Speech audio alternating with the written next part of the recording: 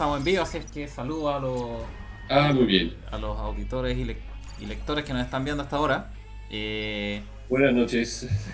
Buenas noches a todos, ojalá se entretengan.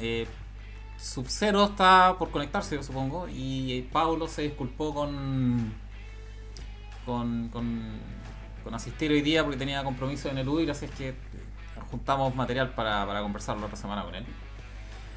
Eh, Súper noticiosa la semana, para ser súper honesto. Ha estado increíblemente movido todo.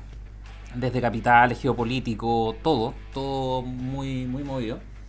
Pero yo, Alan, no sé qué opináis, pero démosle un espacio al inicio para el, para las elecciones, para la constitución.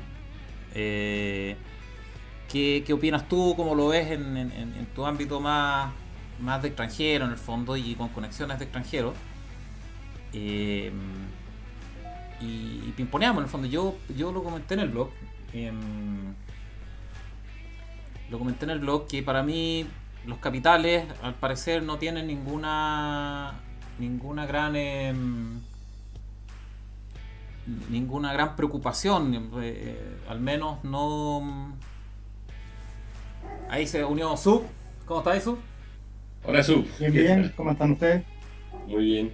Oye, les estaba comentando a Allen y obviamente a ti que, bueno, Pablo no va a estar en esta transmisión.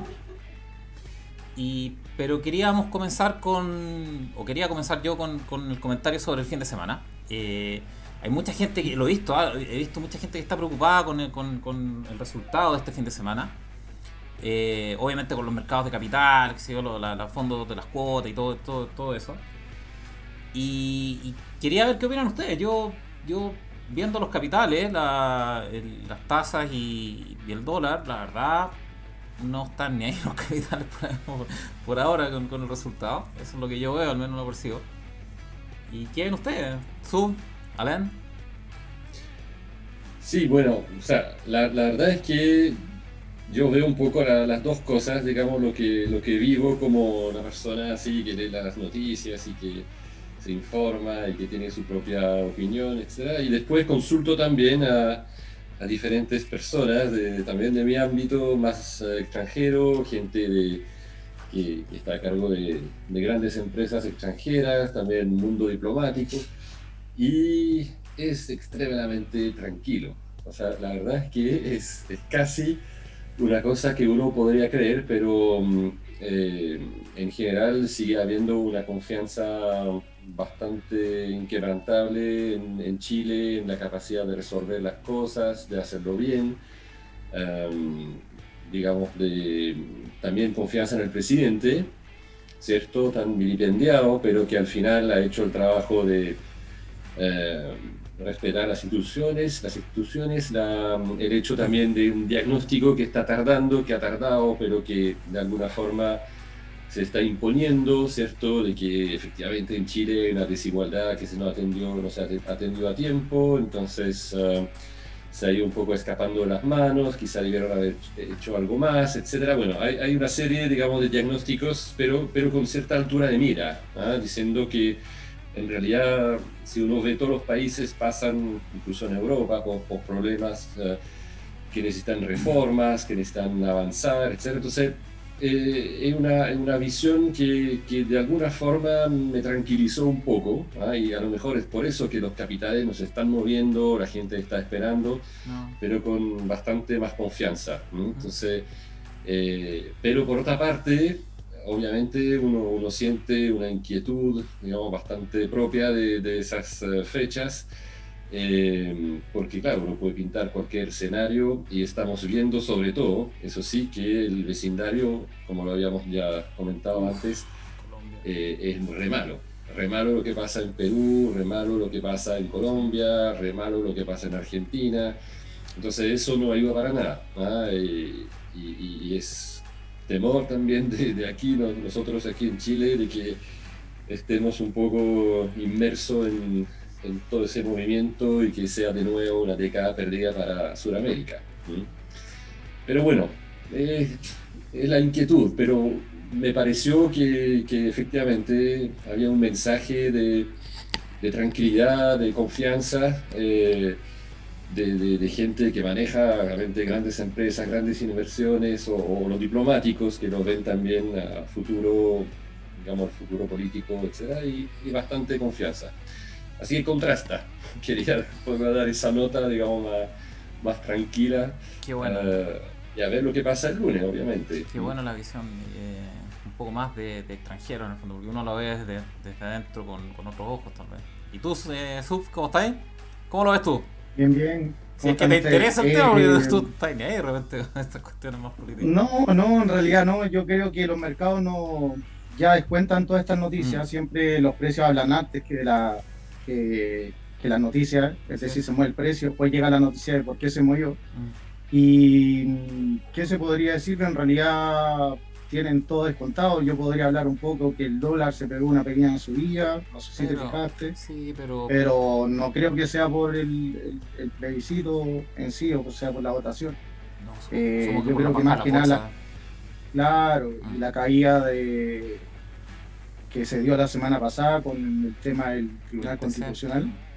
Claro, y se pegó después una pequeña subida y de nuevo está cayendo. Y lo que se podría ver un poco más en el mercado de los bonos a 10 años, que ha estado subiendo bastante, pero si nos fijamos ha estado subiendo desde mayo del año pasado, entonces tampoco podría decir que es por esta votación de, y ahora fin de semana. Se pegó una baja súper gigante las tasas.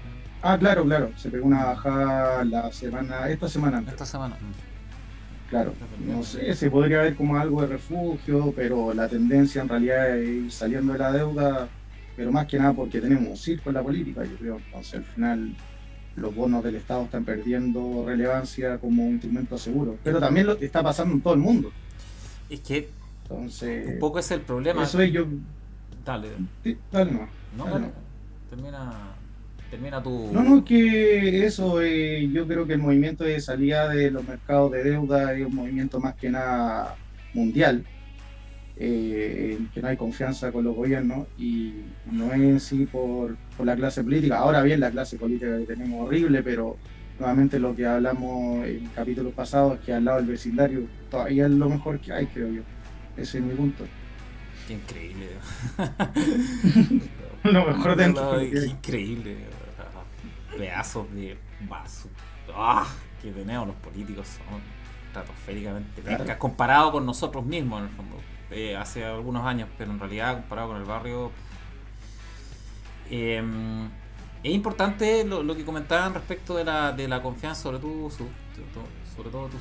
la confianza en los gobiernos o en los instrumentos de gobierno más que nada, que es el tema con lo que vamos a enganchar ahora, que es la inflación, la deflación y las revoluciones y los juegos del hambre. En general, claro, uno lo puede ver, porque siempre hemos comentado que en el blog, al menos yo he comentado que el peor problema es cuando uno proyecta lo que uno cree o lo que uno piensa, lo que uno está seguro realmente en el resto. Y en realidad para el resto, a lo mejor para el 99% de la gente, el peso sigue siendo una moneda súper dura para transar, no va a perder valor mañana, ni pasado, ni en ningún momento en el futuro cercano. El dólar ni hablar. Por lo tanto, de repente uno tiene una proyección propia y lo proyecta tal vez en la mayoría de la gente no teniendo por qué, en el fondo, porque la mayoría de la gente no comparte eso todavía. Cuando la mayoría de la gente entienda que es súper riesgoso la deuda de gobierno, obviamente ahí se va a quedar la crema, pero tiene que pasar eso. Me pasa lo mismo con los bitcoins. La gente que le gustan los bitcoins o las criptomonedas en general, no los bitcoins, las criptos en general, o los activos alternativos para todos los efectos prácticos en general, ellos juzgan, o todos juzgamos en realidad con lo que nosotros creemos, pero en realidad el 99% de la gente no usa esas monedas. Entonces uno dice, ok, el futuro tal vez, en mucho tiempo, pero no, el 99% de la gente ni siquiera conoce la mecánica de cómo funciona. O ni siquiera sabe que se pueden transar. Claro, una acotación. Lo que pasa es que yo creo que el tema de los activos alternativos hoy día lo están ocupando mucho, nuevamente hablando del tema de que están saliendo de la deuda y no confiando en los gobiernos. Los inversionistas más sofisticados como almacén de valor, no como el dinero como transaccional. Ahora, han habido bastantes avances con respecto a esa característica de las cripto. Por ejemplo, ahora va a empezar un casino en Las Vegas que va a aceptar Stellar. Y de hecho, en la inauguración ya sale que va a aceptar Stellar, que es una moneda que en definitiva va a servir para transacciones internacionales. Pero lo que veo yo que de a poco se van sumando la estructura hacia la blockchain. No quiero hablar de criptomonedas porque es muy manoseado a la descentralización de los procesos, de los nodos. Y qué es lo que me gusta a mí, más allá de la rentabilidad y todo eso, con el riesgo que tiene involucrado, es que el efecto Cantillon se da vuelta. El efecto Cantillon, bueno, tú lo debes ubicar, pero para comentar un poco lo que es el efecto Cantillon, lo que se comenta es que mientras tú más arriba de la orilla, o sea, perdón, desde donde nace el río siempre viene en una quebrada, por así decirlo, mientras tú más arriba de ese río estás, vas a tener mayor liquidez o mejores rendimientos. Por ejemplo, no sé, la Fed, en caso de Estados Unidos, imprime billetes, y los primary dealers son los primeros que pueden acceder a esas tasas, que se lleva hoy día al 0%. O el Banco Europeo, para qué decir, Banco Europeo emite, y tú si eres un primary dealer en Europa te regalan plata porque te dan tasas negativas. Entonces ya con eso, ya con esa ventaja, tú puedes ir a comprar empresas que hoy día están destruidas porque no hay movimiento de dinero, y las puedes comprar y después revenderlas, reestructurarlas, etc. Y en el cambio en la blockchain o las criptomonedas hoy día partió al revés. Si te fijas, empezaron los retailers, hoy ya empieza la regulación y ya están entrando las compañías, y en un futuro van a entrar después los bancos centrales y los últimos van a ser los gobiernos. Entonces, como yo lo que me llama la atención es como que la pirámide está invertida en ese sentido. No sé si me siguen lo que te digo. En el tema de la descentralización de las cripto, que es un poco la discusión que se tiene, en general sucede que es raro porque la descentralización del dinero se produce cuando escasea, en periodos de deflación, cuando no hay dinero. Entonces no hay dinero, o siempre ha pasado eso, siempre, bueno, lo que he visto en la historia, que es súper interesante con el tema que vamos a comentar. Cuando no hay dinero, cuando todo empieza a deflacionar, o sea, la gente empieza a guardar el dinero de gobierno, por decirlo de alguna manera, que no sé si es Cantillon, es un efecto que vio un economista inglés, creo, que el dinero bueno se esconde en el fondo y queda el dinero malo andando. Pero en esa época era dinero físico con porcentajes de plata probablemente. Entonces el que tenía más contenido de plata se guardaba, y el que tenía menos contenido de plata circulaba, ¿okay? Entonces el dinero bueno saca, el dinero malo saca el dinero bueno en circulación. Ese era como el concepto de esta persona. No me acuerdo si era Cantillon, no creo que sea Cantillon, pero es un economista inglés. Claro, yo lo que entiendo es que mientras más cerca estás de la fuente, tienes una mejor tasa. Entonces no existe el apartheid de la tasa, por así decirlo. Porque, por ejemplo, si tú estás dentro de los amigos, llamemos, de la Fed o del Banco Central, entonces tienes una masa de dinero que te la prestan una tasa mucho más pequeña, y voy a llevarlo de inmediato a lo más usurero. Y la persona corriente que accede, qué sé yo, a la tarjeta Presto, no sé ni cuánto le deben cobrar, estará pagando, no sé, unas 20 veces, o por lo menos 10 veces más. Entonces, en términos de tasa, si pide un préstamo. Entonces, esa diferencia de tasas que hay entre la persona que está más cercana a la fuente es lo que, entre comillas, podríamos llamar que se produce una pequeña o una gran desigualdad. Porque cuando se habla de desigualdad y todas estas cosas, si te fijas, la élite es capitalista hacia abajo, pero es muy socialista hacia arriba. Lo podemos ver en la crisis subprime del 2008, pero no que se salvaron todos entre ellos. Pero no son muy buenos traders. Cada vez que tratan de arbitrar este tipo de cosas, porque eso es un arbitraje en el fondo, o sea, el diferencial de tasa. Cuando tratan de ocupar eso, siempre la embarran, siempre la cagan. Por ejemplo, el más conocido es el Long Term Capital Management, que fue el que provocó la crisis del 98, la crisis asiática. Pero a ese lo dejaron caer, Pero dejaron caer a los tipos que supuestamente eran los capos que estaban aprovechándose de ese diferencial de tasa. Claro, ahí están y como también 3-4 premios Nobel, una cosa así. Así es, que el libro ese Cuando el genio falla es súper interesante. Y bueno, el 2008-2009, obviamente, con Lehman Brothers y Bernstein, que fue el primero y después Lehman. También los tipos aprovechaban estos arbitrajes, pero llega un punto en el que ya no los puedes aprovechar y te vienen contra. No sé si quieres agregar algo más. Pero ahí lo salvó todo el mundo. ¿Cómo? Ahí lo salvó todo el mundo porque amenazaron que dejaban caer a todos, o sea, que quebraran por toda la deuda tóxica y todo eso, no iban a salir billetes de los cajeros, etcétera. Entonces la Fed tuvo que llegar a imprimir y lo salvó a todos. Y eso fue muy... Pero es que es como que en mi empresa tengo un amigo que me salve cuando me equivoco.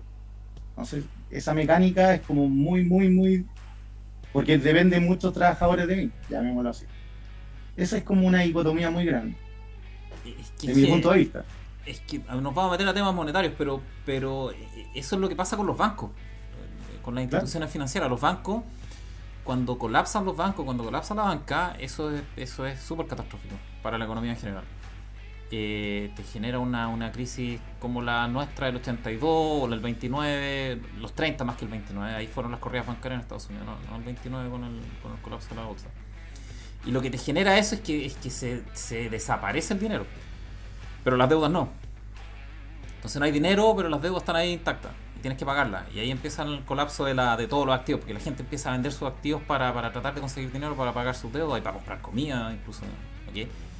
Entonces, lo que sucede con los bancos en particular es que para eso se formó el Banco Central moderno, que es la Fed. La Fed es el primer banco central moderno del mundo.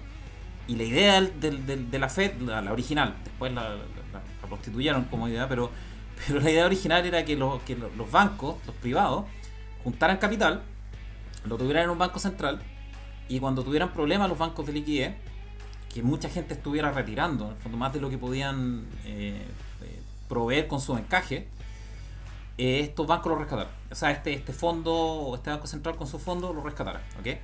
Ese era el diseño original de y es por eso, porque son estratégicos los bancos. Es muy estratégico como concepto financiero. Nada que hacer con eso, es parte del capitalismo. El capitalismo moderno post renacimiento es banca y ciencia, probablemente métodos científicos. Son las dos cosas que nos han impulsado a los niveles que estamos ahora. Claro, ¿Le gusta que le guste? Lo que pasó el 2008, por lo que yo entendí, que antes los bancos se llegan a evaluar muy bien los riesgos porque daban préstamos y por lo tanto eran especialistas en evaluación de riesgo. Pero después hubo un cambio, no sé muy bien la historia, pero hubo un cambio donde se dedicaron a ser bancos financieros y ahí es donde dejaron el colapso de paquetizar todos estos temas del 2008 y ahí se les dio vuelta el tema. Entonces ese adjetivo que le dejaron ser financiero es donde ya se enredó el tema. Es que unieron banca. Antes de eso funcionaba muy bien. Esa era la ley, la Glass-Steagall, que era una Glass-Steagall, exacto. Sí, la Glass-Steagall de americana, que la colocaron pues, justo después no del 29, sino de la depresión de los 30. Claro. Y era para evitar que los bancos tuvieran conflictos de interés entre ellos mismos, entre sus inversiones y los préstamos que le hacían a los clientes. Entonces separaron banca de inversión de banca de crédito. Y en el 96 Clinton las volvió a unir. Y ahí empezó el full lobby. Claro, clarísimo. También le dejó en bandeja a los estudiantes, a los chicos estudiantes. Lo mismo que el CAE acá. Y Clinton hizo lo mismo. Nosotros hicimos lo mismo que el CAE que hizo Clinton, que en el fondo... Entonces, uniendo un poco lo que comentabas tú de las personas que no entienden de lo que va a pasar con inflación y todo, hay que partir como, desde mi punto de vista, un poquito más atrás, que no hay nada de educación financiera, porque la gente lamentablemente no tiene idea cómo funciona un banco con la reserva fraccionaria, la tasa de encaje, que no te lo enseñan en ninguna parte en realidad, no sé, que estudié recién comercial o economía, etcétera, y un poquito de hecho. Y tampoco, lamentablemente, los estudiantes hoy en día tienen idea que están estudiando carreras que no van a haber pega. Así es. Entonces se están endeudando, qué sé yo, no sé cuánto costará una carrera hoy día, pero ponle 400 lucas, son 10 cuotas, 4 millones. Claro, ya, pero supongamos 4 millones a 5 años son 20. Entonces 20 millones endeudarte con intereses para una carrera que no vaya a tener cupo de trabajo. Entonces ahí es donde están las decisiones de inversión a largo plazo que tienen que tomar las familias. Y los ricos sí lo hacen. Los ricos le enseñan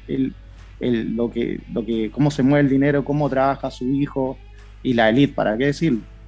Algunos ricos, obviamente, otros se dedican a solo a trabajar, etcétera, pero no sé, los buenos padres, siento yo, le enseñan a su hijo desde chico a decirle: este es el dinero, para esto sirve, hay que esforzarse, qué sé yo, rotación de inventario, 1000 cosas.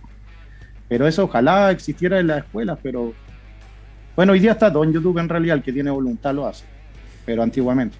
Es mucha información, de repente la Alén tal vez tiene una visión diferente, pero la universidad antes, mucho antes, que la época de la revolución de internet, eran como los que guardaban la información en el fondo, y entre otras cosas guardaban información de muy alta calidad.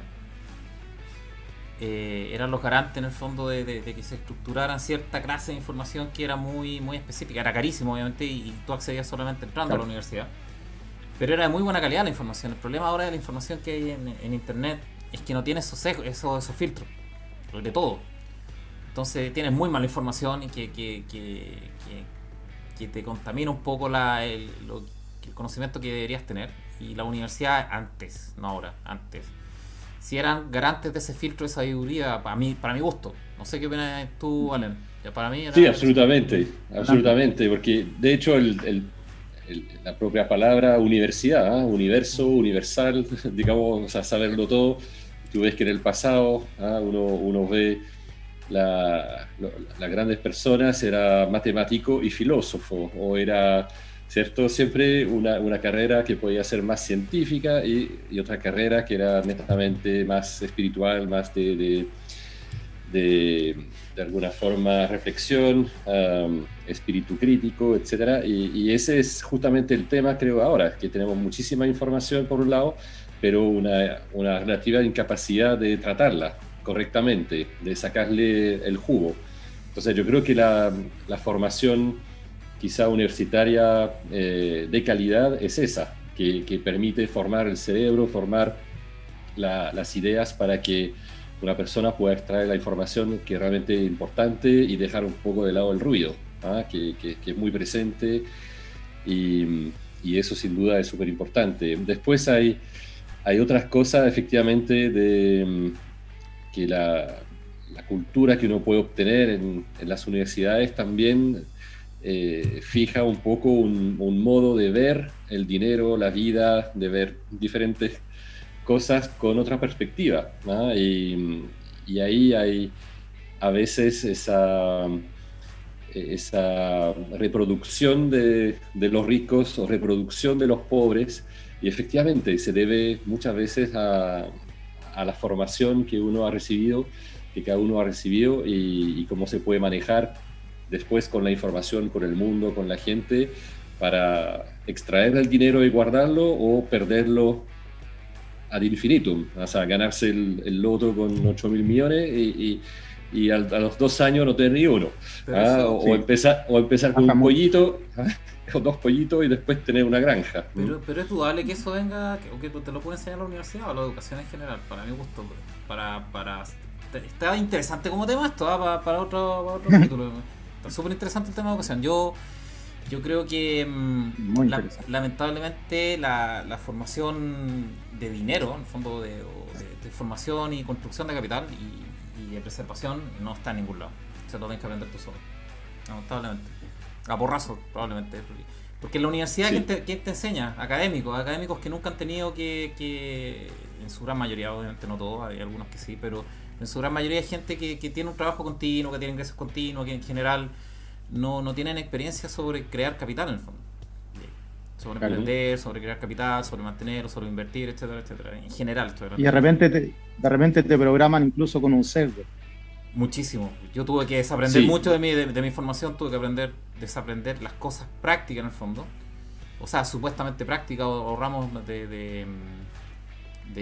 ya de carrera, en el fondo, los tuve que desaprender todo en la práctica, porque no funciona así la realidad, como te enseñan, en el fondo no es matemático.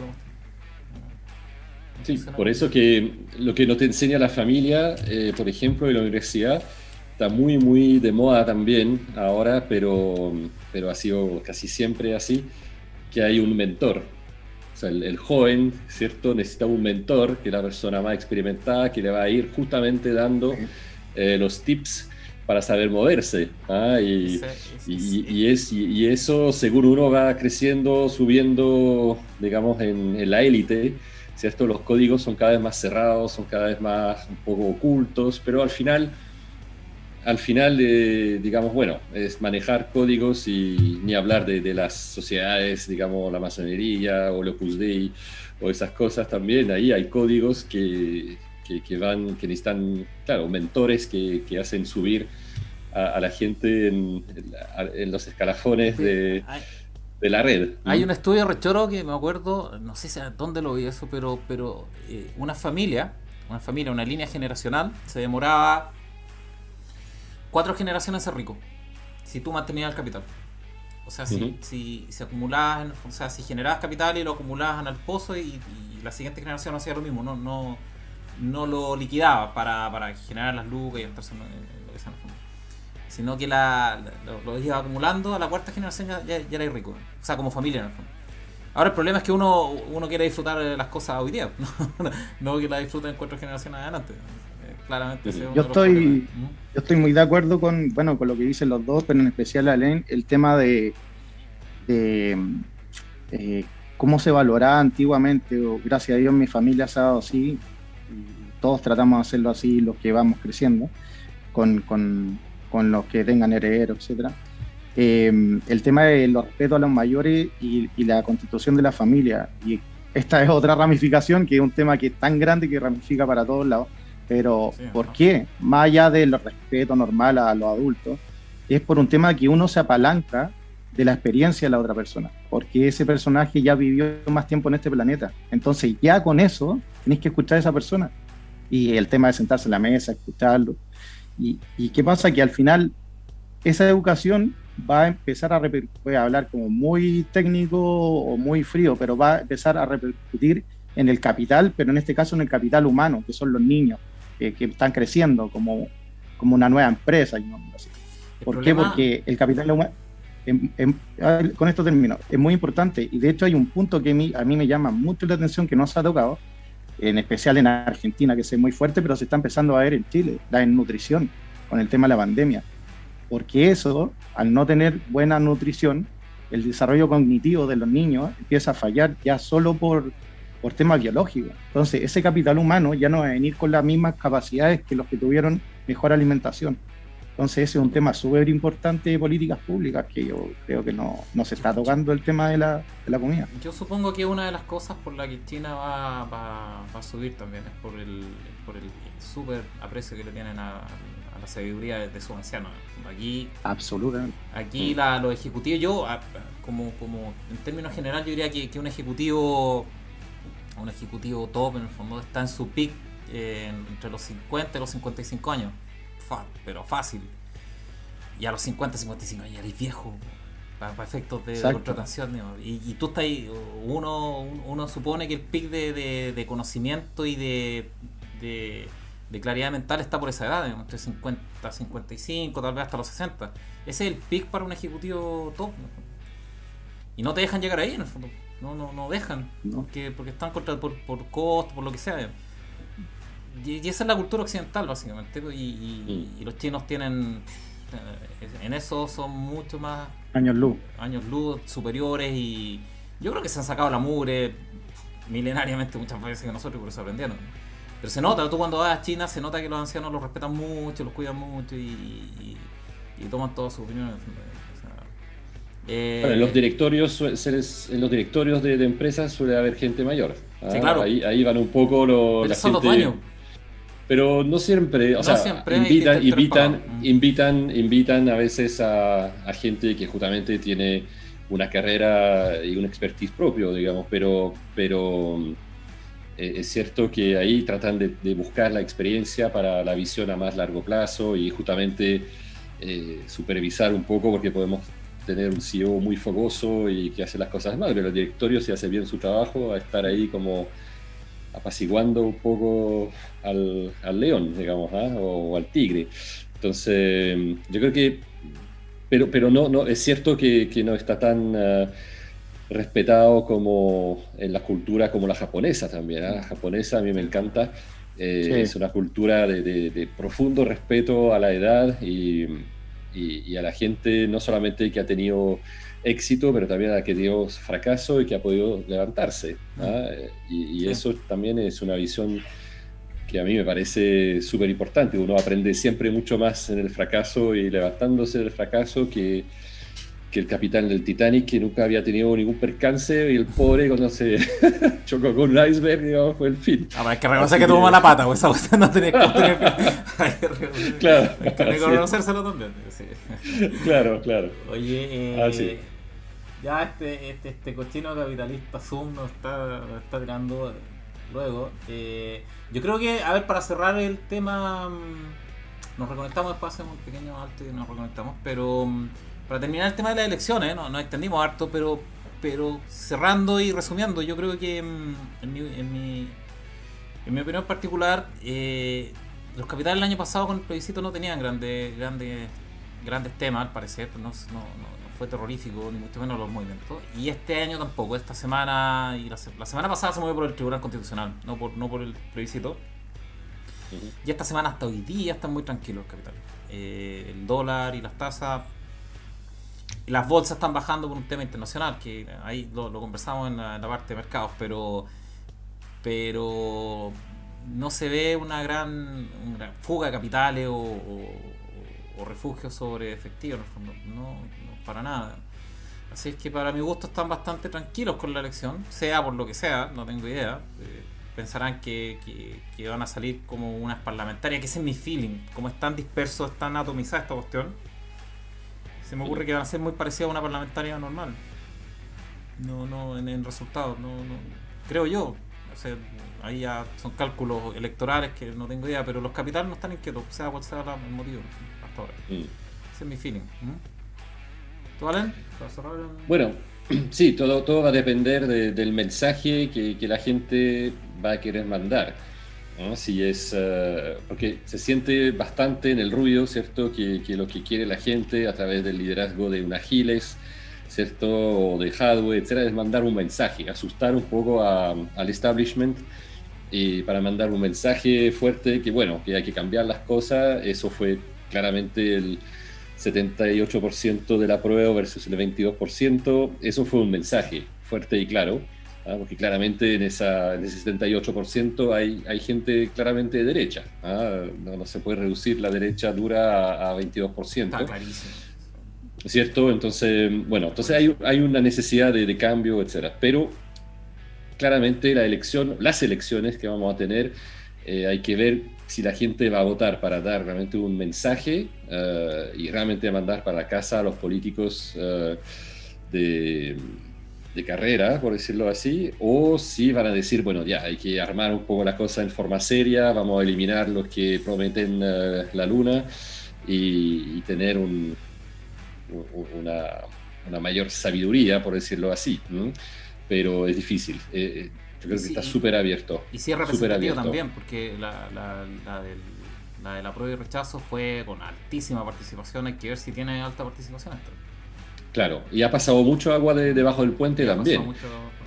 Porque ahí la gente está perdiendo su empleo, entonces ¿en quién confía? Es como... porque se está dando cuenta que, bueno, la plata no crece en los árboles, digamos, el gobierno también está medio amarrado. ¿Tú crees que se da cuenta de eso? ¿Sí? No sé, no.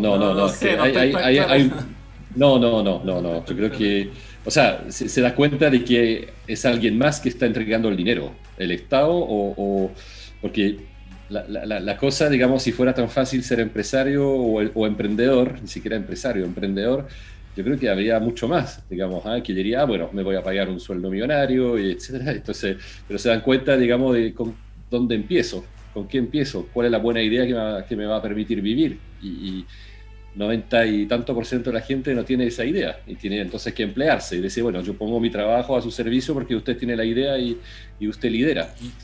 Y no es solo idea tampoco, Alan, es un sistema de gestión, es venta, es marketing, o sea, yo creo que eso también es un punto que podríamos tocar para otra vez.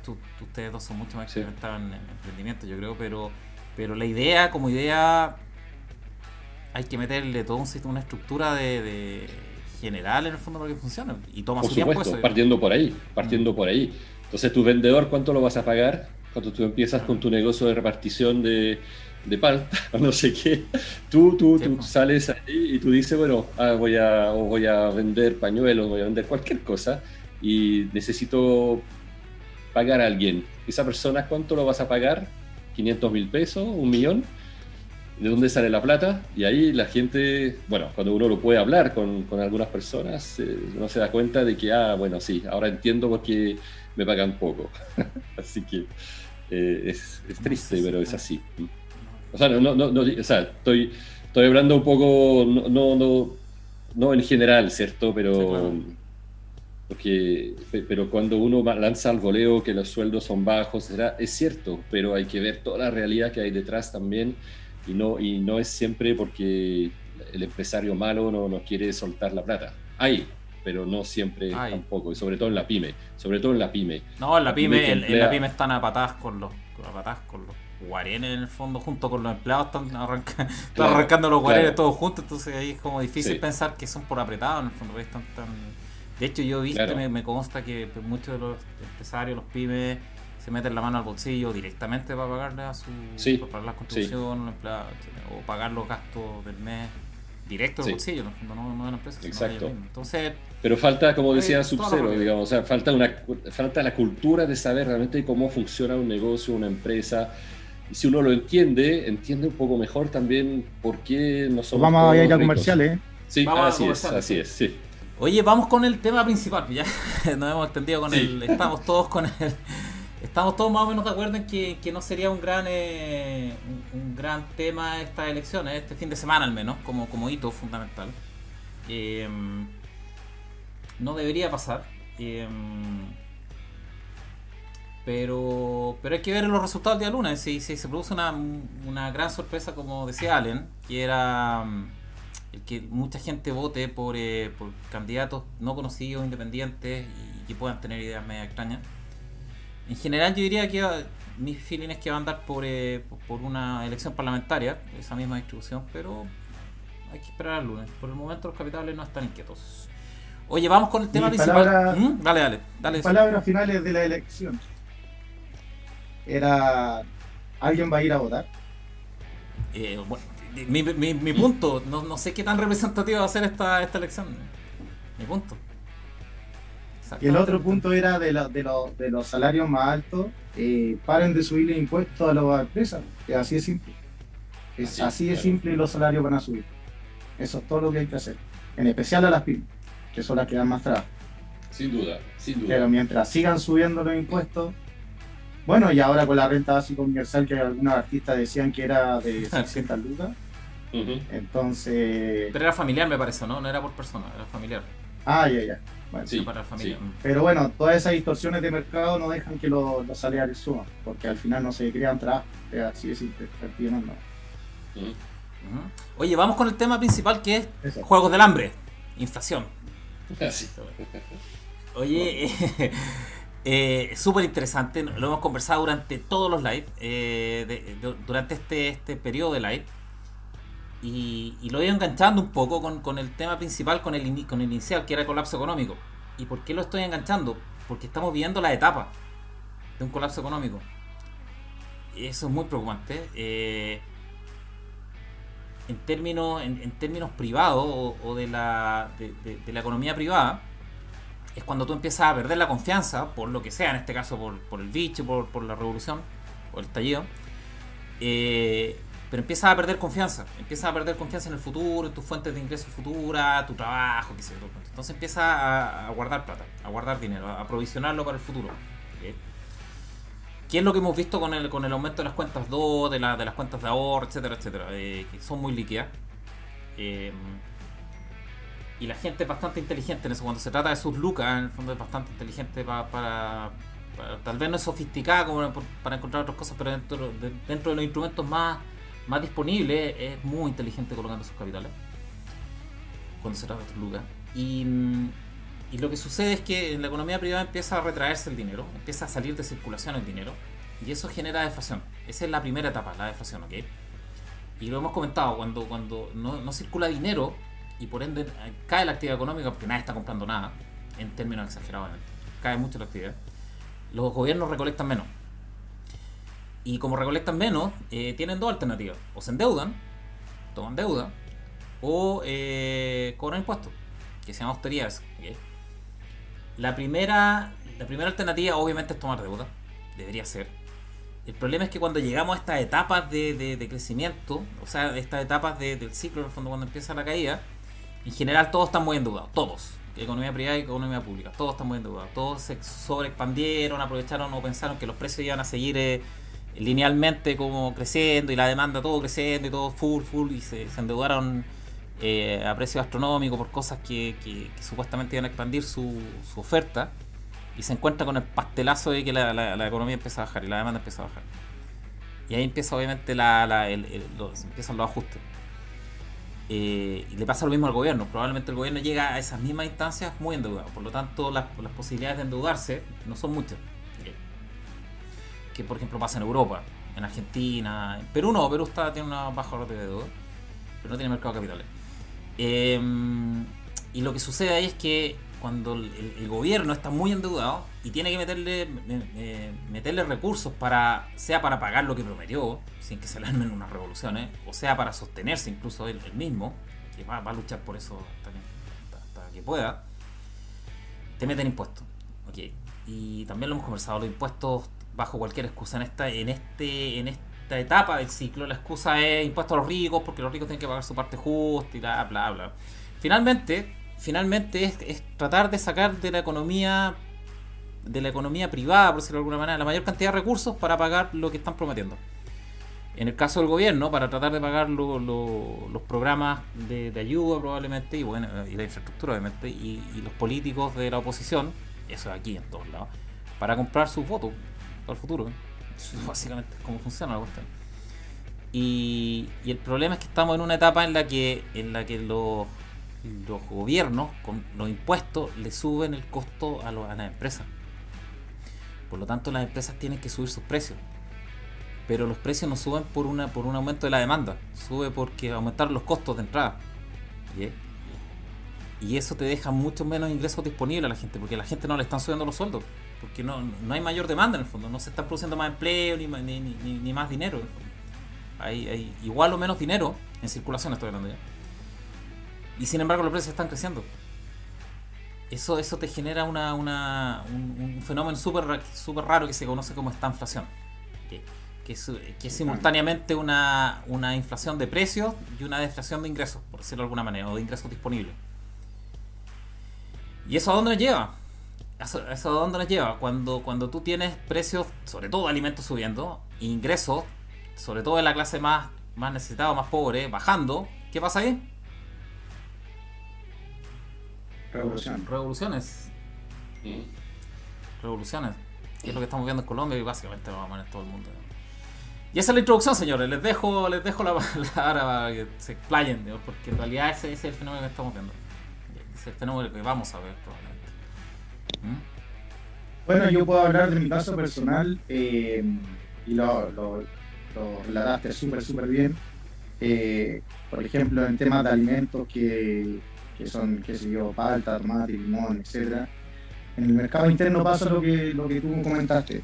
El campo y el distribuidor en sí no pueden subir sus precios aunque aumenten sus costos, y tampoco por otro lado aumenta el volumen. Entonces a lo único que puede él buscar algún rendimiento es bajando su margen. Entonces, ¿qué pasa? Al bajar su margen tiene que trabajar el doble, arriesga el doble y gana de repente menos. Y eso está pasando en todos lados. Entonces, por un lado, el productor chico empieza a quebrar, porque el productor chico, por eso estoy hablando del mercado interno, porque el productor chico no puede exportar, porque no tiene todas las leyes y la ISO 9000, etcétera, que le piden de packing. Entonces solo puede ir hacia el mercado interno, entonces empieza a quebrar.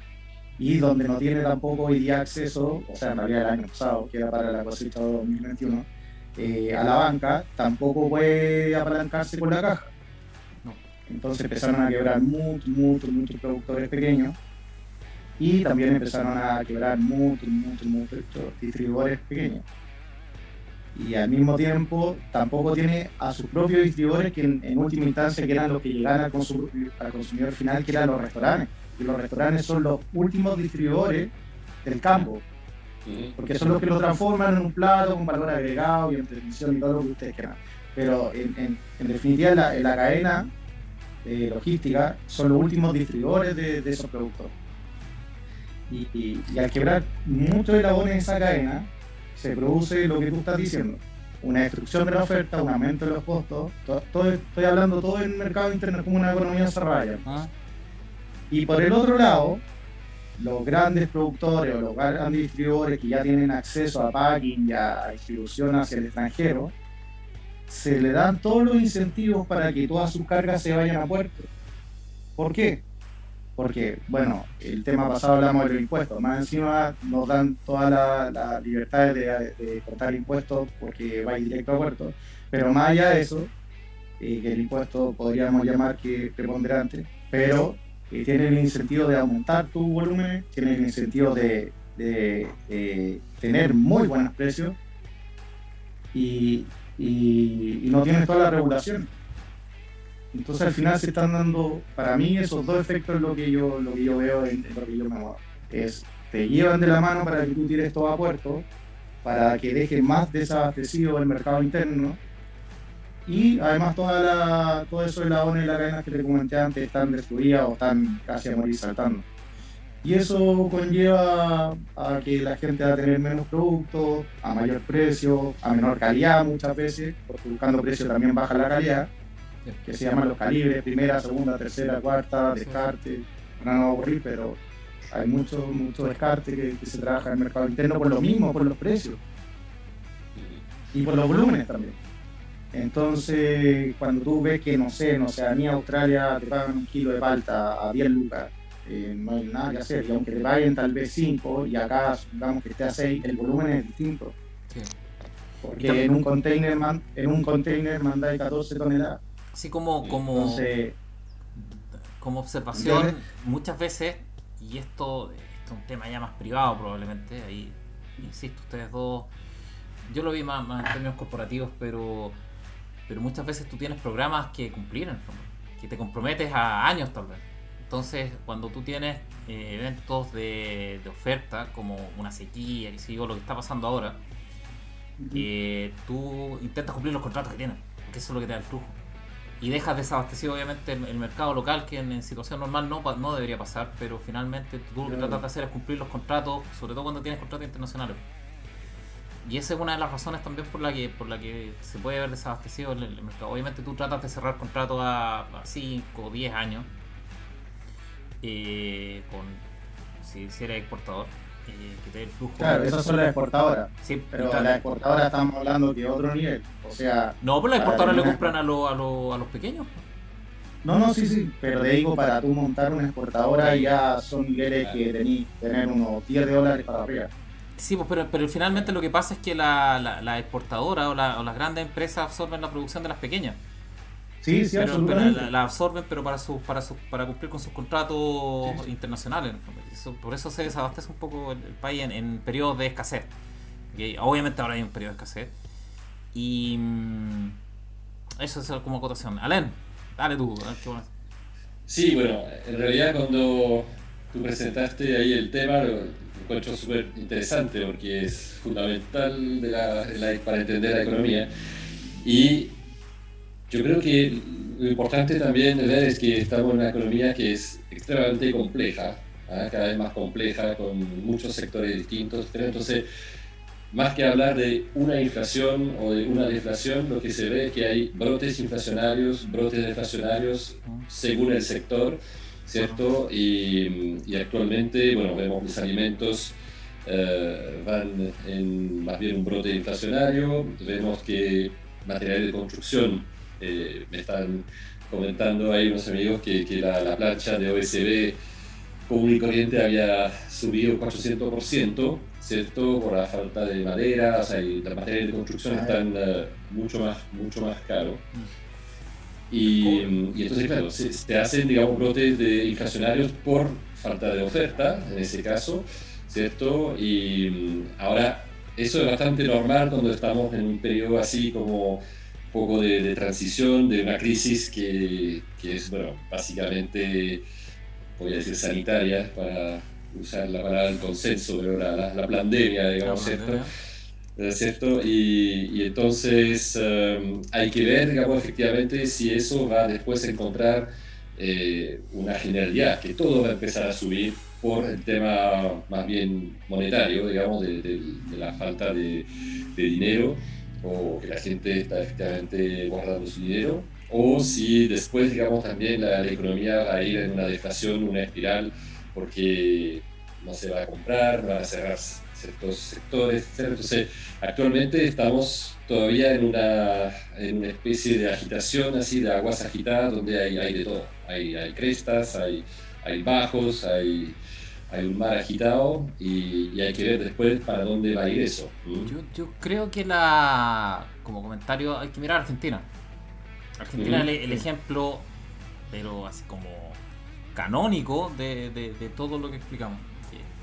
Con el agregado adicional siguiente, cuando tú pierdes confianza en tu gobierno, obviamente pierdes confianza en los instrumentos que maneja, que son la deuda primerísimo y segundo el dinero. Y ahí te empezás a deshacer del dinero, pero a dos manos. Sí. Que son los ejemplos de hiperinflación. Por ejemplo, en Alemania, en Weimar, es súper, y en Chile también pasó con Allende, que es súper interesante porque la gente piensa que las hiperinflaciones se producen inmediatamente cuando empiezan a imprimir. No es así. Empieza a imprimir, los gobiernos empiezan a imprimir para pagar sus deudas con esa impresión en el fondo.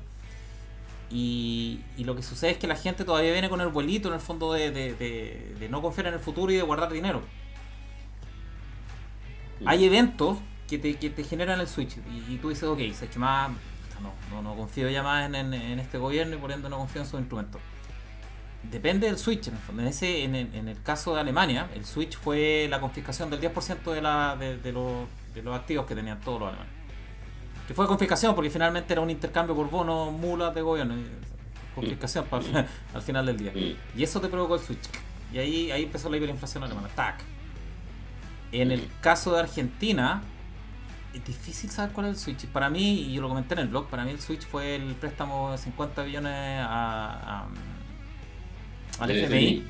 Y que Macri empezó a cortar todos los beneficios y todas las subvenciones y todo el tema a su economía. Ese fue para mí el TAC. O sea, y ahí empezó la escalada inflacionaria en el fondo de la moneda.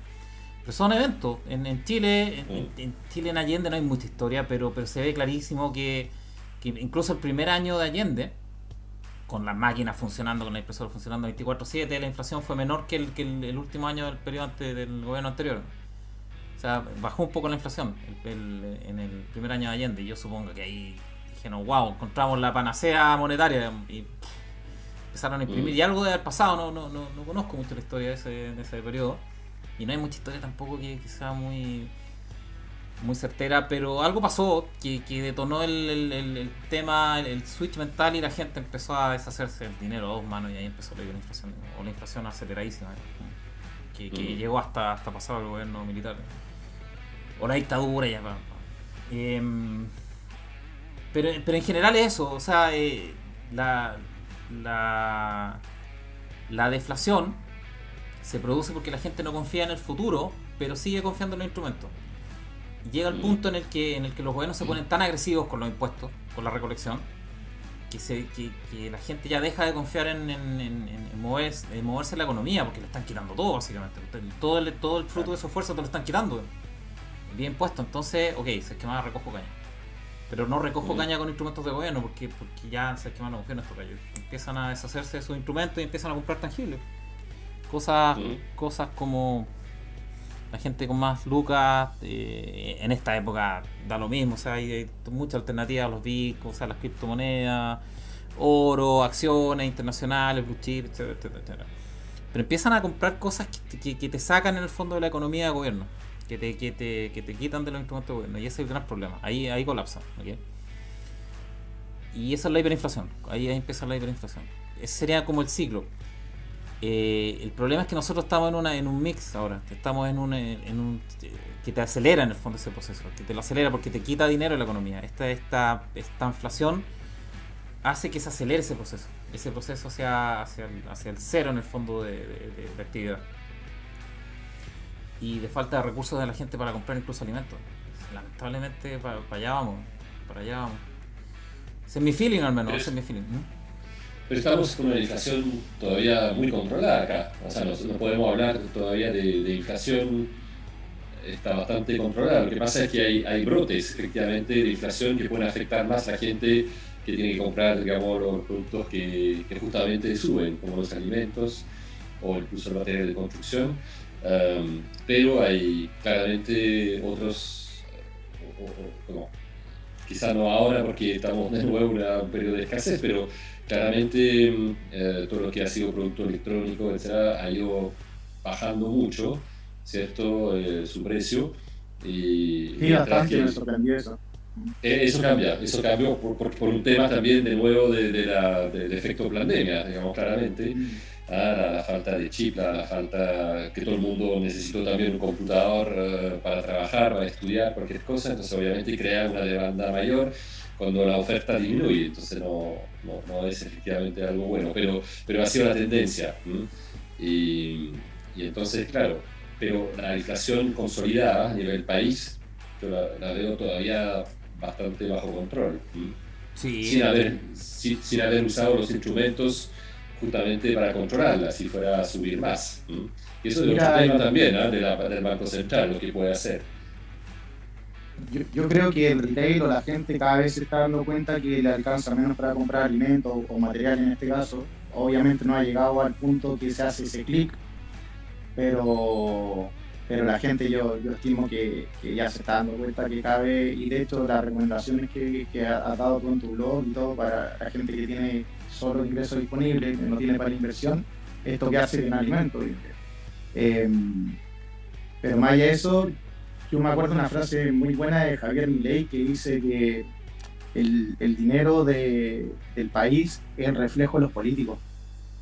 Está como sustentado en los políticos que manejan ese dinero. Entonces, en Argentina, obviamente el peso argentino con los políticos que hay, que es absolutamente corrupción. De hecho, había visto un estudio que dentro de las 10 personas más ricas de cada país, casi todos eran empresarios que daban trabajo, etc.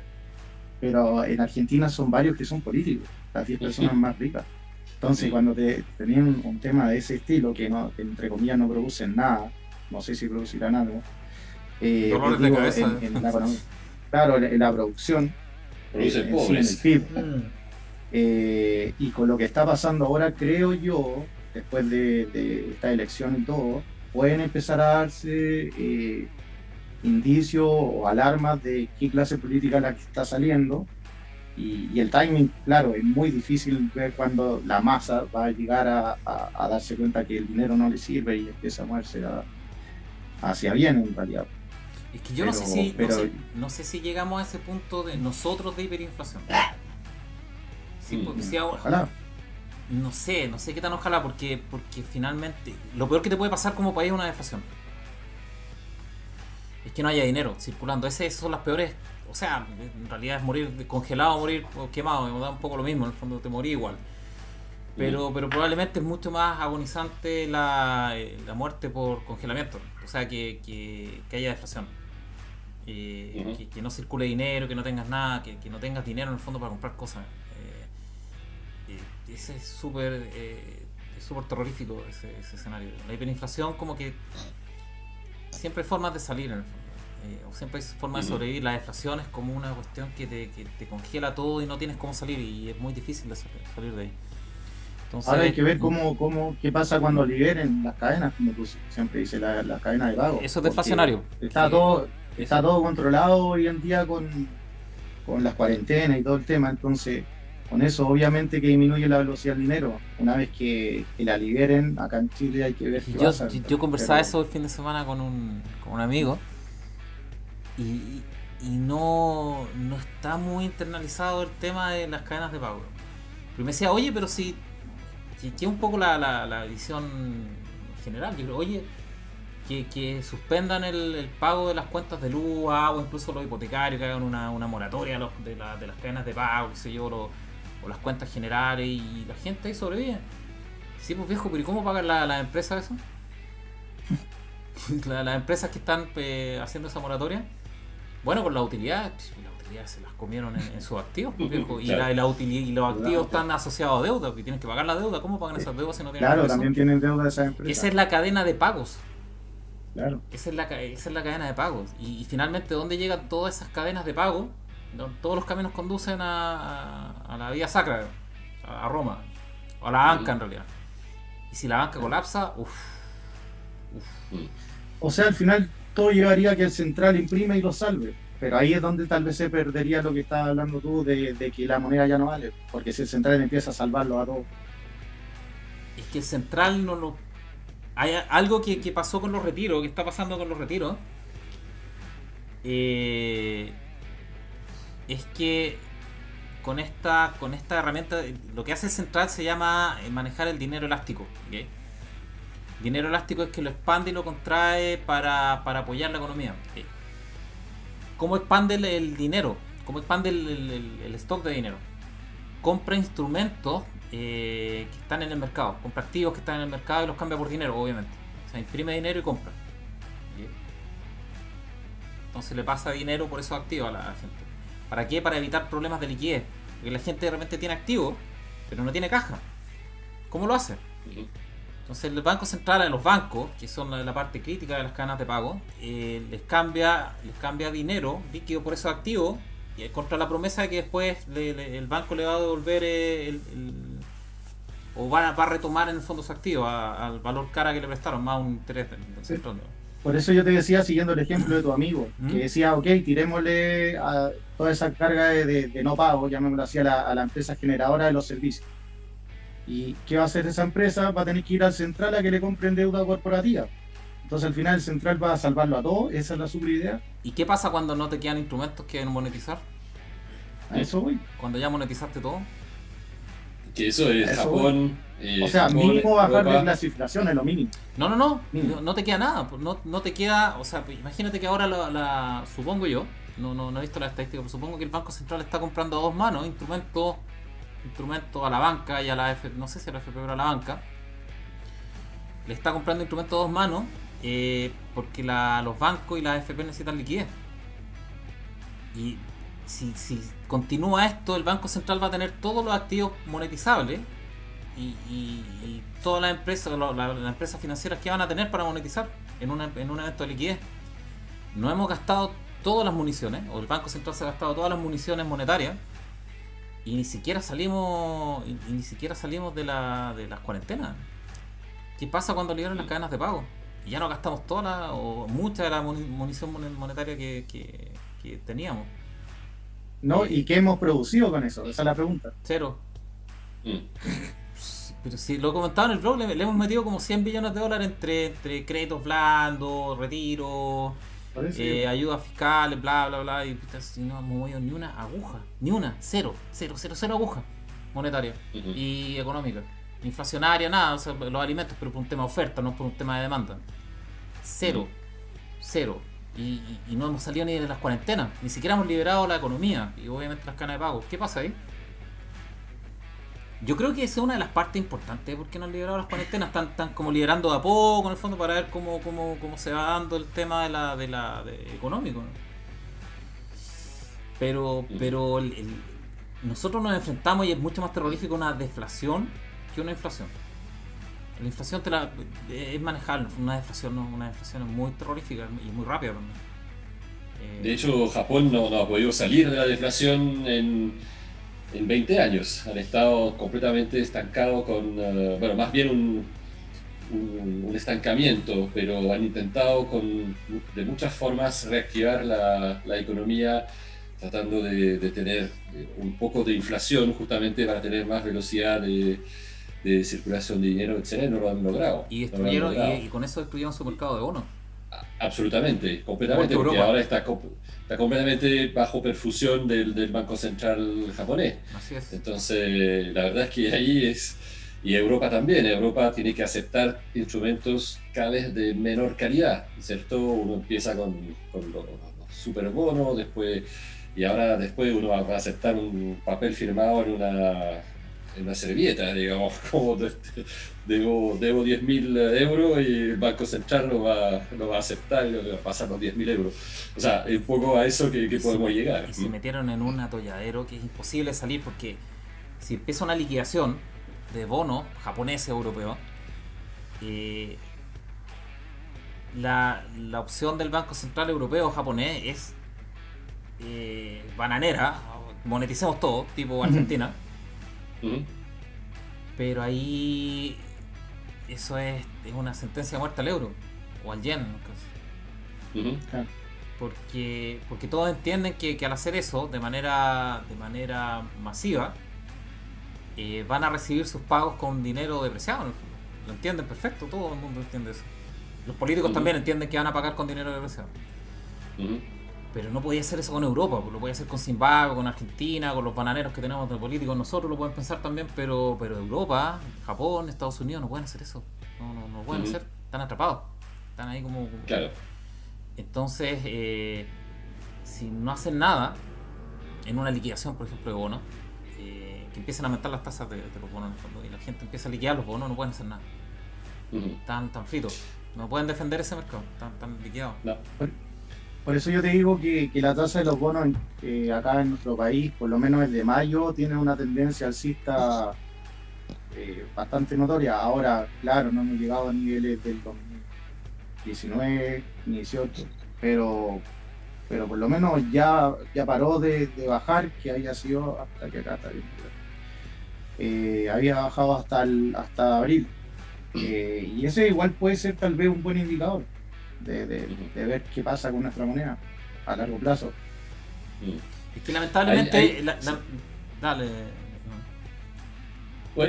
Bueno, sí, porque yo quería cambiar, digamos, un poco, o sea, hacer un comentario antes de que se me vaya la idea, pero que muchas veces me he estado preguntando, pero a pesar de todos los fundamentales que nosotros estamos exponiendo, etcétera, uno ve que el euro, bueno, se mantiene bastante fuerte con respecto al dólar, que el yen nunca se ha desplomado y que hay gente que sigue comprando yen como refugio, de hecho, etcétera. Entonces uno diría un poco qué está pasando. Y a mí me quedó muy marcado con esa película que seguramente la gozaste también, Margin Call, ¿cierto? Y ahí el Jeremy Irons en algún momento que es magistral en el cine, ¿cierto? Sí, no lo vende, es cuando dice que en realidad es como una silla musical, ¿cierto? Y que todo el mundo sigue jugando mientras se escucha la música. Y él dice, no estoy escuchando nada, ¿cierto? Y ahí sabe que la cosa ya anda mal, ¿cierto? Pero actualmente todavía hay música. Todavía hay música porque la gente todavía no ha habido ese elemento, como tú lo estabas diciendo, ese trigger, ese momento que dispara la bala mortal, ¿cierto? Que hace que todo se para, o que la gente deja de tener confianza. Y mientras tanto, yo tengo la impresión que la gente todavía no quiere, obviamente, que el baile termine, ¿cierto? Ese baile sigue y porque no ha habido todavía un evento que haga parar la música, pero el día que va a parar, yo creo que va a ser fatal. Eso era. Yo supongo que la música se va a detener. Es difícil estimar timing. Es muy difícil saber cuándo. El timing es difícil, pero sí uno podría decir que Japón y Europa están liquidados, que no tienen herramientas monetarias para defender su mercado de bonos. Que eso es lo que uno podría decir, porque Porque tienen cuánto, no sé cuánto tiene Japón, pero Europa debe tener el 60% de la deuda total soberana de Europa en estos momentos en cartera. 50, 60%. Sí, es bastante alto, no conozco exactamente. Es altísimo, entonces Sí. o quiebra el Banco Central Europeo, imagínate que quiebra el Banco Central Europeo. Porque finalmente un banco No, pero es se una pueden ver, institución, es una institución. se pueden ver algunas piezas, por ejemplo. Si cae, por ejemplo, el banco alemán, el Deutsche, ya Sí. ahí ya decís qué pasa. Es que yo creo que no va a pasar eso. ¿Por qué? Porque, a ver, es súper interesante la mecánica europea. Porque en general uno, ¿cómo va contra un país? Uno. ¿Cómo va en corto contra un país? Con la moneda. Ujú. Y en segundo lugar con la deuda. ¿Ok? O cómo va en largo también es lo mismo. O sea, Claro, el mismo claro. efecto. En Europa tú no puedes ir en corto con la moneda a un país. Porque es una moneda única en el fondo. ¿Cómo va en corto o largo? Con los bonos. Con los bonos nacionales. Entonces, si tú piensas que el euro va a colapsar, que se irá a la mierda el euro, ¿dónde te refugias en Europa? ¿Dónde es el único país que te puede refugiar básicamente? Que está en el euro. Alemania. Alemania. Y como no Sí. tiene moneda, ¿qué haces? Compras bonos. Porque tú supones que en algún momento los bonos los van a intercambiar por marcos. Ujú. Entonces tú haces ese arbitraje en el fondo. Ese Claro. arbitraje catastrófico. Por lo tanto, yo no tengo tan claro que Alemania vaya a colapsar en el fondo. Ujú. Suiza no está dentro del euro, por lo tanto, Suiza, Mm. y Suiza es pequeñito, ese es el problema. Suiza casi lo reventaron en 2011, entre el 2011 y el 2013. Ujú. Por lo mismo, el mismo efecto. O sea, toda la gente arrancándose del euro, y en esa época por la crisis de deuda, que esta es peor, lo que tenemos. Y yo diría que toda la gente se va a arrancar a Alemania. Ahora, ¿cómo te arrancas a Alemania? En términos monetarios no puedes, pero sí puedes comprar deuda alemana. Por lo tanto, yo no tengo tan claro que la deuda alemana vaya a colapsar. Pero todo el resto, tiburones, van a ir destruyendo todos los mercados de deuda. Desde los más débiles, que sería Italia, yo supongo que Grecia e Italia, España, Francia, y van a terminar en tal vez Holanda, Bélgica, no tengo idea. Que tienen alta deuda también. Alta y harta. Sí, ahora en Europa y en Japón también hay mucho ahorro privado. O sea, no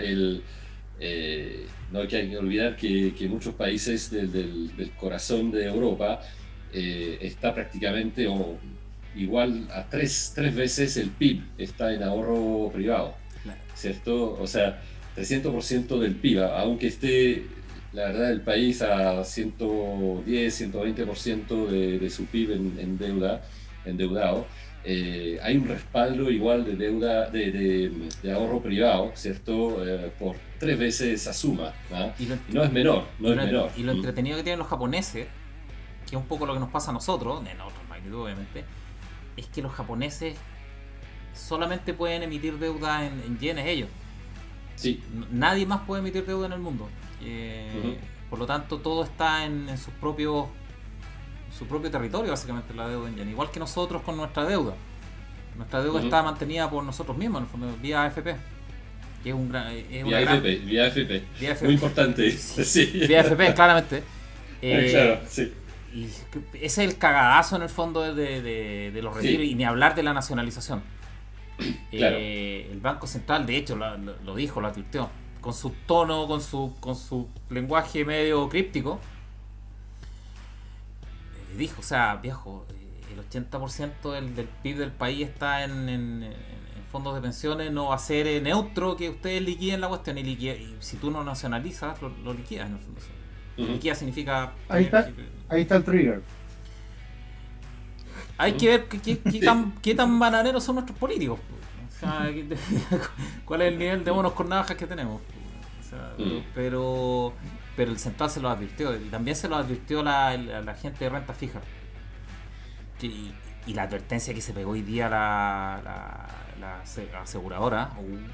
Sí, fuerte. Yo nunca había visto un mensaje así de una empresa, nunca.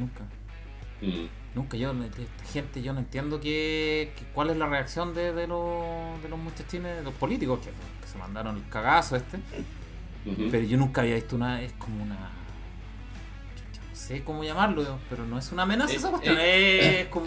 Sí. No. Eso va a ser el TC 2.0, ¿ah? O sea, va a ser la bomba que fue el Tribunal Constitucional 2.0.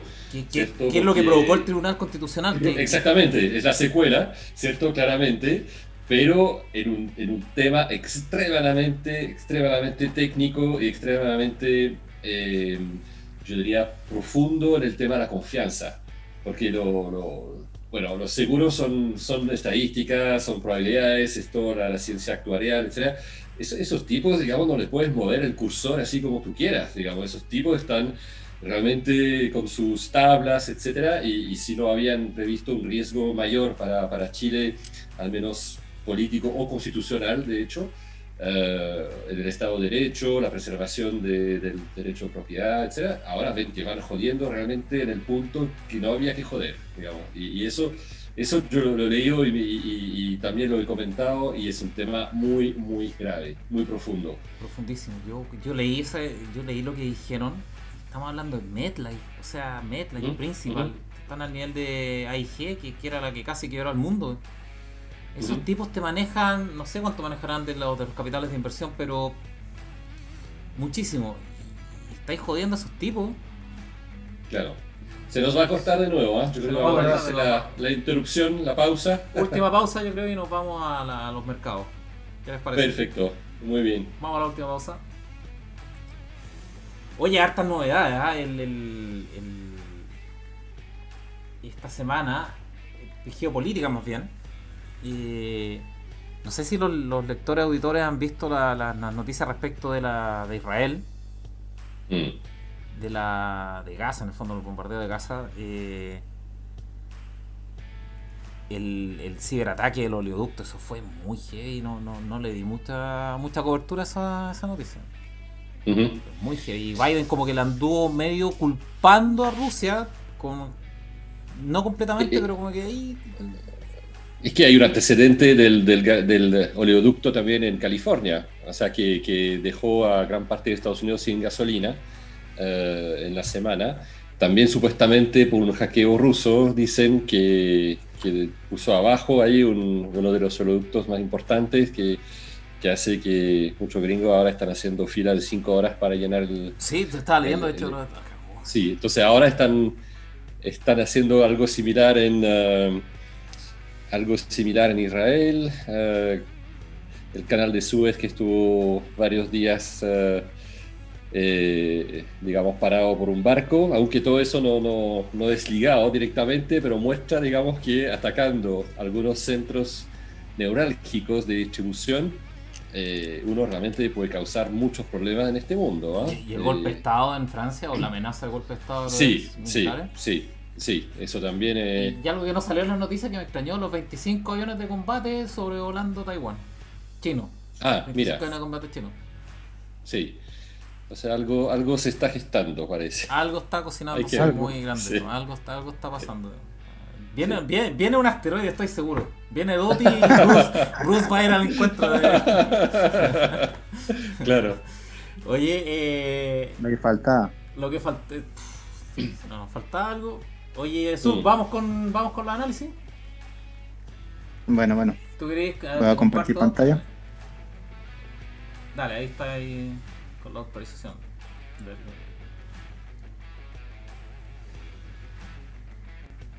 Ahí se ve bien. Perfecto.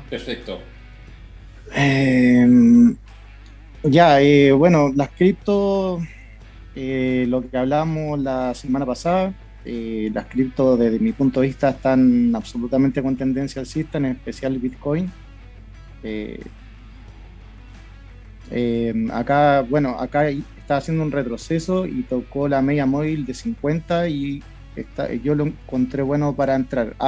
Disclaimer, no es consejo de inversión ni nada, pero es solo diversión, solo diversión esto. Yo a un familiar le entré acá justo tocando la media móvil de 50 ahí. También tenía 46. Tenía 46 una resistencia. Ah, sí, es que acá está en diario. Es que esta es la zona de consolidación. 46, claro, para repetir un poco que este canal es una zona de consolidación donde ni los compradores ni los vendedores se decían hacia dónde va el precio. Entonces, una vez que rompen estos canales, el precio podría subir y más encima que no hay resistencia hacia arriba, entonces tendría el camino mucho más libre para seguir subiendo. Pero por un tema técnico mío, yo acá entré con una cuenta de un familiar. Ethereum nos tiene a todos locos.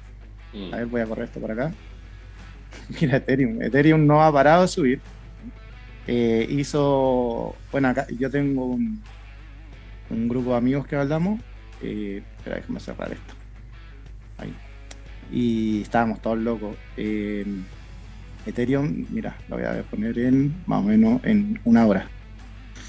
Ethereum hizo esta corrección, lo voy a poner en velas para que se note.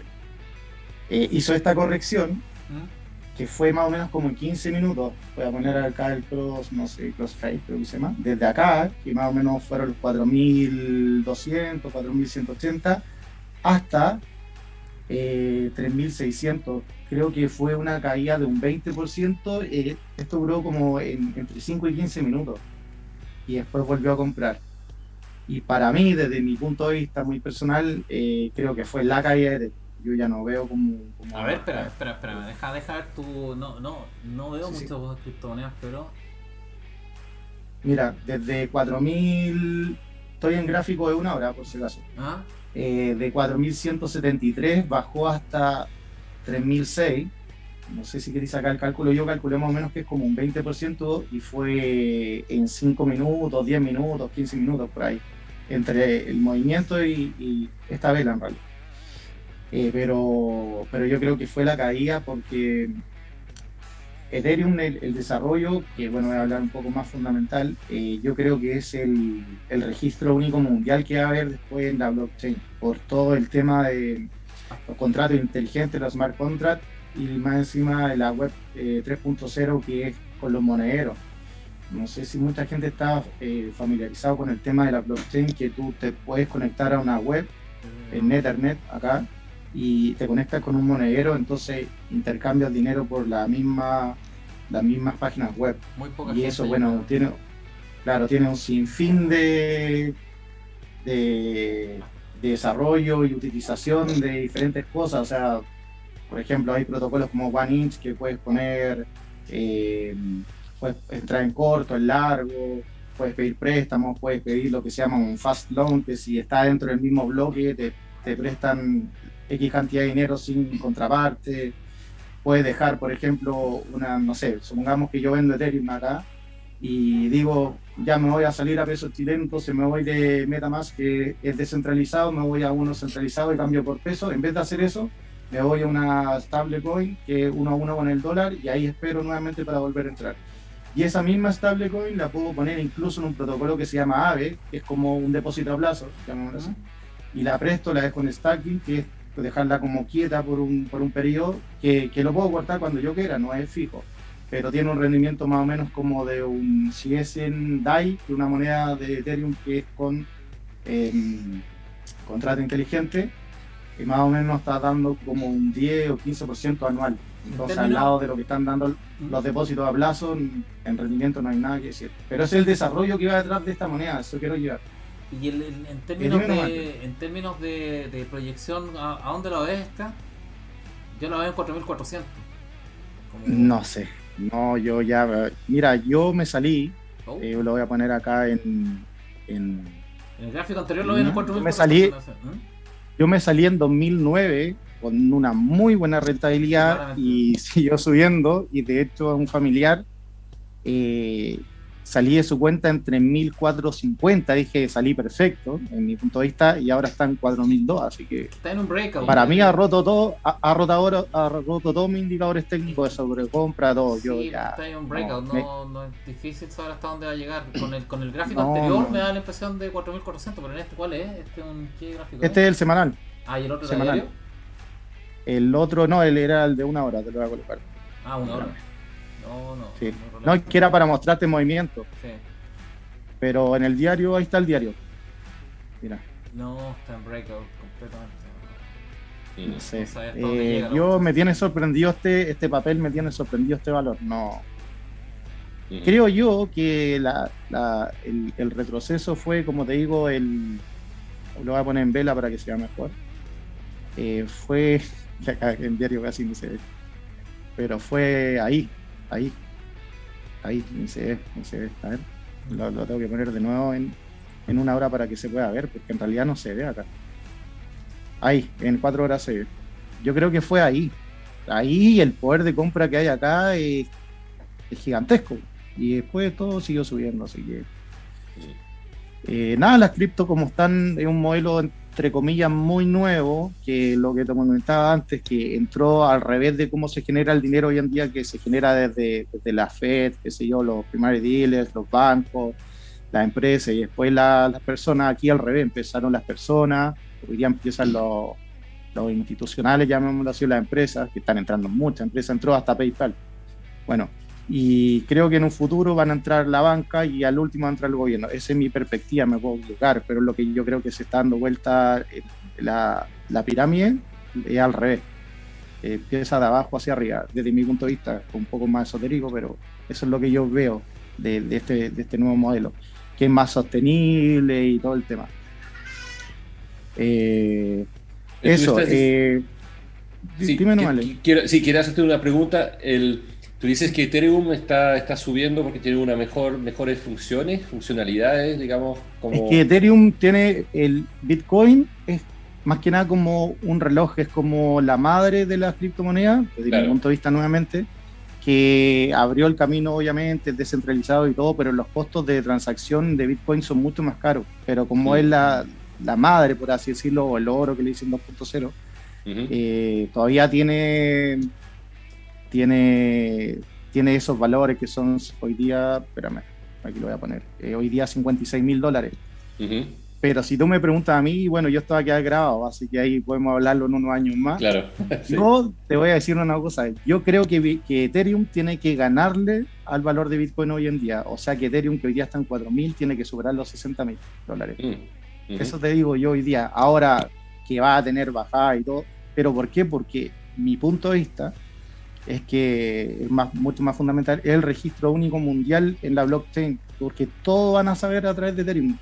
Ethereum quedan todas las transacciones, todo, y cualquier persona que se meta al contrato inteligente puede saber qué hiciste, para dónde fuiste y todo. Y creo que ese es el nuevo modelo en mi punto de vista.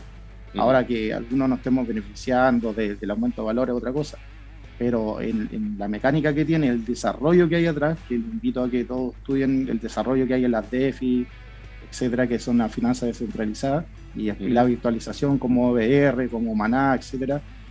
De hecho, en Maná es una moneda que está basada en una feria virtual que ocupas tu lentes VR, y hay compañías como Atari que están dentro, hay empresas como Peugeot que están dentro. Entonces, dentro de los estatutos o lo que quieren hacer Peugeot en un futuro es ya no tener todo este gasto, por ejemplo, de Peugeot, la fábrica de Peugeot, de mandar, no sé, millones el 3008, que es un auto súper bonito que hay hoy en día, a las distribuidoras, y todo ese gasto que hay de salas de venta y todo, sino que tú a través de, por ejemplo, Maná en Decentraland o en OVR, entras con tu monedero, van a poner uno en exhibición con tu lente de VR, de realidad virtual, lo eliges con el color y todo, y lo mandas a hacer a no sé si Peugeot está en Francia, porque no sé si lo compró Citroën o Peugeot, pero bueno, no sé. Es el mismo grupo. Pero bueno, claro, pero la cosa es que lo mandas a hacer y te lo hacen, entre comillas, en definitiva el color y todo con las características. Entonces con eso te ahorras todo las salas de venta y todo eso. Es lo que hace hoy día Amazon. ¿Por qué es tan grande? Porque empezó con los libros. Amazon tiene una imprenta en Alemania que tienen todos los derechos de los libros que están ahí. Entonces yo pido un libro y no es que estén millones de libros ahí. Amazon llega, ya yo pido el libro, cualquier cosa, no sé, análisis técnico de Murphy, listo. Ya pedí eso y Amazon recibe esa orden una vez pagada y lo imprime directamente para mí y me lo envía por un courier. Pero así funciona. Entonces el gasto de librería y salas de venta se lo ahorró completamente. Y creo que para allá va, después irá con las casas. Ese es mi punto de vista, es lo que yo creo, y ahí es donde entra la agenda más globalista, sostenibilidad y todo, porque todos esos empleos van a desaparecer. Imagínate lo que estoy hablando, que todas las salas de ventas de autos desaparezcan. No sé cuánto eso es. Entonces, cuando de repente hablamos que qué puede hacer la gente, yo digo, miren la tecnología, miren para allá, porque carreras como incluso hasta la medicina puede estar, o los abogados, porque la inteligencia artificial se ha demostrado que puede atender mucho más mejor las necesidades en ese sentido. Sin duda. Eso es un poco muy, muy fundamental lo que estoy diciendo, pero lo que veo yo del movimiento de Ethereum, por el desarrollo que tienen los contratos inteligentes, los smart contracts, es absolutamente gigantesco. Y técnicamente, ahí, bueno, tú me podías ayudar a tener, no sé qué opináis de esta vela en semanal. Pero no sé qué decir esa cuestión. En el que tenía antes, el de 4 horas. Ah, ya, el de 4 horas. El de 4 horas, sí. Pero en el de 4 horas se ve una extensión hasta los 4004. Probablemente tenía una resistencia ahí para tomar ganancias. Y después puede. A ver. Mira, un buen punto de entrada podría ser. Espera, no hay tanto nada. Dale, disculpa. Espera. Como en los 2150 abajo. Ya, perfecto. Acá te lo voy a marcar. De hecho, el 2100. Dale, a ver. Ahí. ¿Ahí? ¿2100? ¿Cuánto? 2100. Ahí es un. Pero en retroceso casi de un 50%. Es que los tienen, pues. Es que estas monedas los tienen, estos activos los tienen. O sea, si bien mira, yo te digo que si es que. Están dispuestos a hacer eso por la tirada. Mira, pero, si es que llega al precio que tú dices, 2.500, te digo que yo me cambio 2 Ethereum y espero lo que te digo, que llegue a los 60.000. No, pues estamos hablando. No sé si van a ser 5 años. Estamos hablando de 4 horas. El primer 4 horas sería un 3.900, no un 3.800. Arriba. Ahí. Dale arriba. Ahí. Por ahí. Ahí. Un poco más arriba. Un poco más arriba. Más arriba. Ahí. 3.900. Dale en 3.900. Llega a ese nivel. La entrada estaba buena de ese nivel. Sí. Y la extensión hasta arriba, la extensión hasta arriba en este gráfico debería ser 4.400. Ahí debería pegarse una corrección. Sería una buena entrada al 3.900 y una buena salida al 4.400 en esta pasada. Buen dato para los que nos estén escuchando, que estén holdeando Ethereum, ahí tienen, por si acaso. Porque 4 horas. 4 horas. Okay. Tú puedes comprar Ethereum con Bitcoin sin pasar por el dólar. Hay una exchange que se llama Binance, que yo no trabajo con ella, por si acaso, pero que tiene intercambio Bitcoin, Ethereum y todos los tipos de intercambios de cruce. No es de divisa acá, de criptomoneda en realidad. Claro, pero lo general... Sí. Lo general es cambiar tu dinero del país por una criptomoneda. Pero correcto. Sí, hay eso, está lleno de intercambio ahí. Sí, claro. Sí, ahora lo que es mi punto de vista, nuevamente, que cuando tú trabajas con Binance, trabajas con un derivado, en el sentido que las criptomonedas no son, entre comillas, tuyas. Te dan una moneda que se llama Tether, que es como también un stablecoin, pero que depende de Binance y si tú te vas a Binance, estáis viendo que dónde está su creo que en la isla no sé cuánto, y ahí a mí ya no me suena. Porque ahora Binance ha hecho de todo, o sea, es gigantesco, pero igual puede caer en ese sentido. Yo por lo menos, como he visto en unos videos que yo hago, trabajo con CryptoMarket, que está con Corfo, y mis criptomonedas las tengo yo y yo me las intercambio, y cada vez trato de tirar casi todo lo que pueda a MetaMask, que es la billetera de Ethereum, que es descentralizada y donde yo manejo mis clients, mis semillas y todo eso. Y creo que en temas de instrucción de nodos centralizados y de la banca y todo lo que hemos hablado, en mi punto de vista muy personal, creo que MetaMask podría estar más seguro porque es descentralizado, porque la copia de blockchain está descentralizada. Ese es mi punto de vista, nuevamente. Pero yo en la banca, si ustedes me preguntan, no confío casi nada. Tengo que tener ahí liquidez porque tengo que hacer muchas transacciones por el activo comercial que tengo. Pero y ese es mi vehículo hoy en día. Claro. Pero en temas que como vimos que ahora que atacaron los hackers ahí, que a tener me lo mandó y yo lo compartí al tiro al grupo de Preppers, los ductos, etcétera, y que ya ahora ya, hermano, ya casi todos están hablando de eso. Que si pasa algo con nodo centralizado, yo en la banca creo que si leí no me acuerdo, así. O sea, anda a ganarle no sé, a ganarle un juicio a la banca, así. Muy difícil. Eso, no sé si quieren que pasemos al IPSA. Al ICPA, porque este es el ICPA. El ICPA tengo acá. Como el equivalente al ICPA. A pesar de que Claro, el ETF. este había sí, el ETF. Acá era la caída que habíamos hablado del Tribunal Constitucional, después se pegó un pequeño rebote y ahora está cayendo. De mi punto de vista todavía no hay como un gran riesgo porque no ha roto en mi modelo, la media móvil.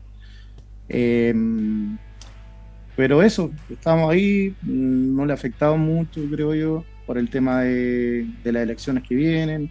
Y no sé si el Janet tuve otra cosa. Sí, está en semanal.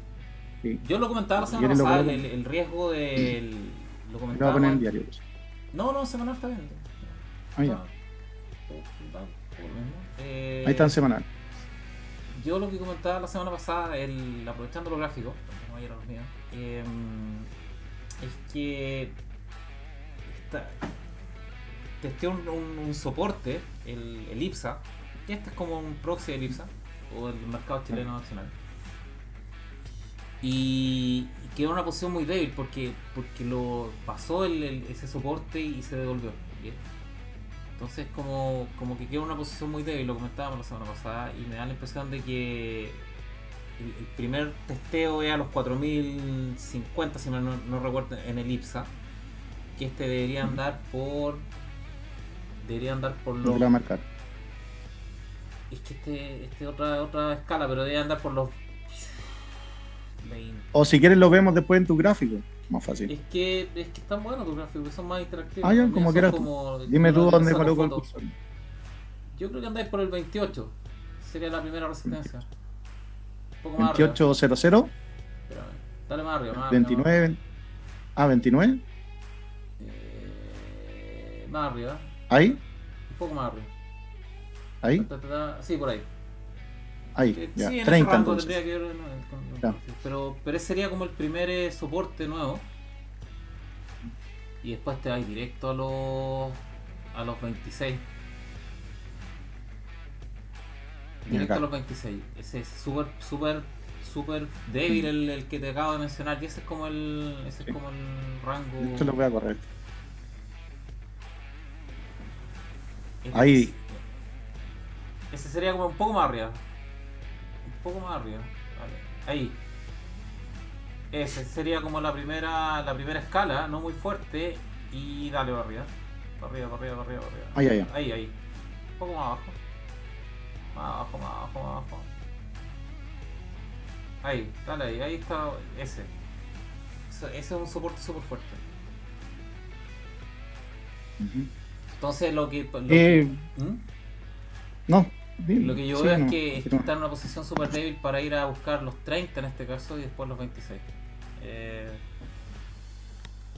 Quedó en una posición súper débil la semana pasada por el Tribunal Constitucional, por las bolsas ahora que están bajando y está complicada la acción. Está bien complicada la acción. También hay amenazas, creo que van a sacar todas las ventajas tributarias que tienen. Hay amenazas de eso. Entonces están haciendo súper bien nuestros amados líderes. Están haciendo la raja con giles. Eso creo que se llama cuando tiene alta participación bursátil.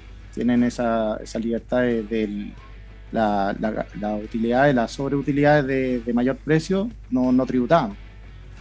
Es la 107 LIR. Pero lo van a hacer para los retailers, no lo van a hacer para los institucionales. Linda la cuestión. Bellísimo.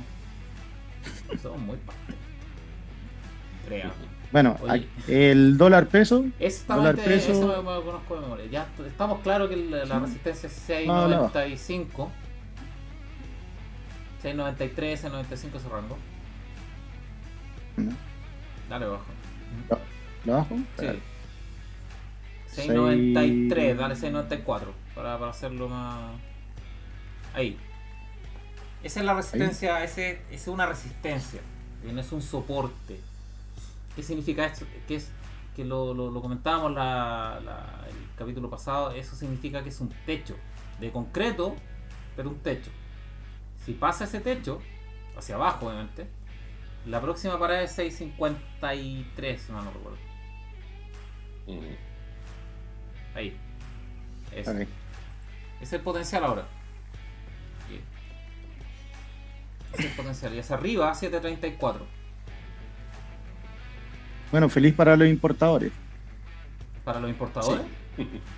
Claro. Es que cae. No sé si está de un súper buen negocio para el país, en el fondo.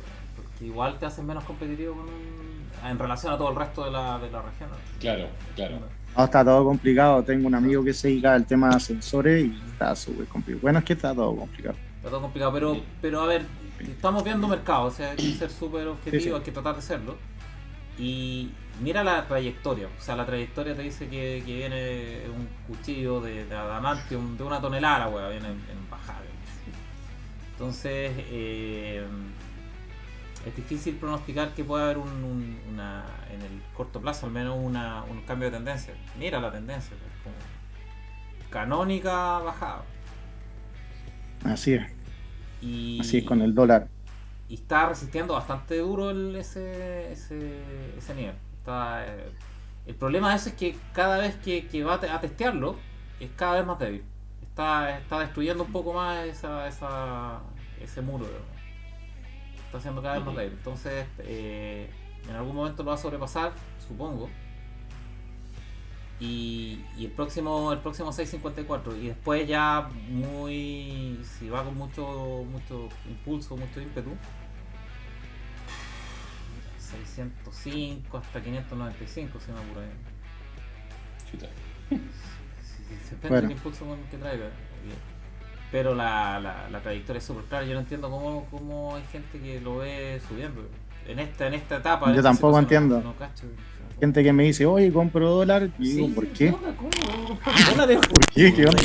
En bajada, pero en mala onda. ¿Qué diablo? Pero es que siempre te dicen lo mismo, que está muy barato. ¿De qué? Dependiendo de qué. Claro.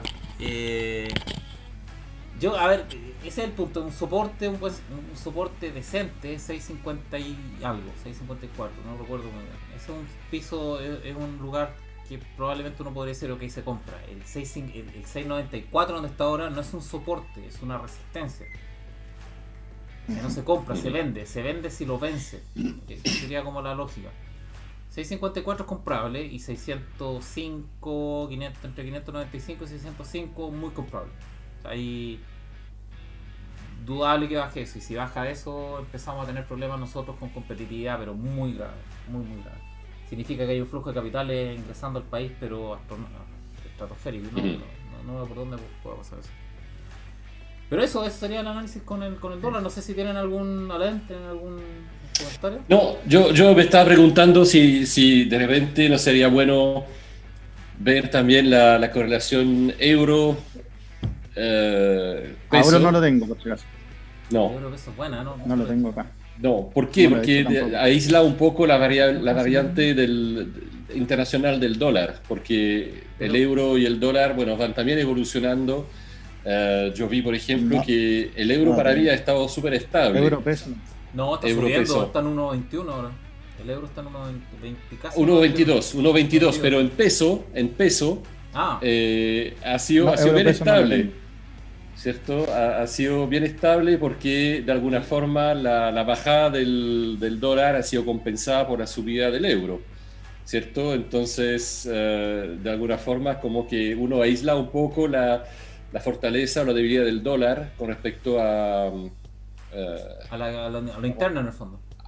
Claro, a las divisas mundiales. Yo creo que el mejor indicador para eso es el dólar index, ¿ah? O sea, para ver, sí. No, yo lo estoy mencionando porque me llama la atención que porque yo veo, bueno, la relación euro-peso y veo que se ha mantenido mucho más estable que el dólar, justamente por eso, porque ha subido un poco el euro y aunque el dólar había bajado, ¿verdad? Entonces, se aísla un poco esa variable internacional. Endeudarse en euro y comprar dólares entonces. Ah, claro. Esa es la mejor. Claro. Así es. Esa es la estrategia. Oye, la mejor forma de verlo es... Yo me acuerdo que en los lives de los chicos de Felices y Forrados, cuando la gente de los PhD, de San Jaren, todo el cuento, hablan... No sé si todavía dicen que mueve mercado Felices y Forrados. No lo sé todavía. Pero me acuerdo en esa época cuando decían que movía el dólar Felices y Forrados y tú veías el dólar index. Se mueve igual que el dólar. Entonces, ¿qué onda? Sí. No, ni una correlación. Ni una correlación. Wow. Muchachos tienen, ¿no? Pero bueno. Así como hoy saludo a los muchachos de Felices y Forrados, con Juanma Albarrof. No están bien. Ahí Gino sí se ha tirado de presidente, ¿o no? Pues, con Parisi. No, Gino va a estar surfeando en Punta Lobos, pues viejo. Ahí tal vez me dan ganas de ir a votar alguna vez. No, está en Punta Lobos surfeando. Oye, veamos qué nos queda. El maíz. Aquí tengo, bueno, alimentos, es lo mismo un poquito, están haciendo una pequeña, un pequeño retroceso, pero la tendencia es súper clara. Es que acá están los commodities, maíz, después viene el cobre, para qué decir. Este me interesaba bastante, pues mira, el oro. El oro, ¿por qué? Porque venía una tendencia a la baja, voy a ponerla acá. Yo no veo mucho oro porque cuando invertía en oro, invertía en monedas de 100 cóndores. Tengo un amigo dueño de casa de cambio y es un círculo súper pequeño. Sí. Súper pequeño y es súper... mafioso. Claro, es como... Sí, son bien mafiosos. Al final lo que tenéis que hacer es dejar lo que se dice los pies en la calle, porque bueno, antiguamente, hoy día es teléfono y todo, pero cada casa te da un precio distinto. Entonces al final esa es la diferencia, pero para sacarle rentabilidad tenéis que mover mucho y el riesgo de tener las monedas. A ver, en términos fundamentales, digámoslo de esa manera, para mí, siendo un goldback rehabilitado, como lo he comentado otras veces, rehabilitado. Sí. El oro no te protege de no más que otros activos, al menos de la inflación en el fondo, pero sí hay riesgo geopolítico, y cuando hay riesgo geopolítico el oro se dispara, ¿no? Es súper interesante. Y hay que estar atento. El oro, para esos efectos prácticos, sería un gran indicador de que estamos en periodos complicados. Por eso me llamó la atención, mira, desde junio del 2020, junio del 2020, la tendencia a la baja y aquí la rompió. Yes. Además rompió la media móvil, que son indicadores que a mí me gustan, pero y esto fue esta vela gigante ahora al principio de mayo, entonces está avisando algo, digo el oro, está avisando algo, no sé qué será, pero algo. Hace rato que están avisando los mercados, y el oro es un componente más, y el oro sube mucho cuando hay riesgos geopolíticos. Llegó hasta febrero, a fines de febrero fue el último, entre comillas, piso, y de ahí ¡pum!, empezó para arriba. Ese es un gran indicador. Hay un tema con el oro, hay un tema se mueve, hay un tema geopolítico. El oro es claro. Hay que recordar que es un indicador, es uno más de los indicadores en el fondo, ¿okay? Pero está avisando, el oro está avisando que hay algo geopolítico probablemente en carpeta, que Doty con Bruce Willis, anda tú a saber, pero Moya, pero que diría nadie. Pero se van a los bunkers con los dólares, o con el oro, si igual es bonito. Claro. Pero está avisando que ese es un salto, lo que decís tú es súper importante. Se pegó un salto gigante y no tiene ninguna razón de ser. Es gigante, mira. A ver, lo voy a agrandar. No tiene ninguna razón de ser. Para que se vea. Mira, este en semanal, mira el salto que se pegó acá. De una semana a otra. Es gigantesco. No tiene ningún... No sé si se ve. No tiene ningún motivo, ninguna motivación. Entonces, o sea, ninguna razón de peso para ese salto, salvo geopolítico. Así que ojo con eso. Oye, el volumen no ha cambiado tanto, porque no, es que el volumen, digamos, no, se mantiene bastante estable. O sea, no sé en cuánto está, porque a veces si hay realmente un movimiento así como de pánico o algo así, vamos a ver los volúmenes No, el que volumen suben, se mantuvo ¿no? casi igual. Pero se El mantuvo volumen igual, se mantuvo igual. claro, Sí, sí, un poquito más sí. elevado, pero algo importante en los eso, commodities, que es súper relevante, yo creo, o sea, para mi gusto, no le pego mucho a los commodities. Recién me lo estoy viendo hace un poco de tiempo. Por lo mismo, porque se prevé un aumento de la inflación de commodities.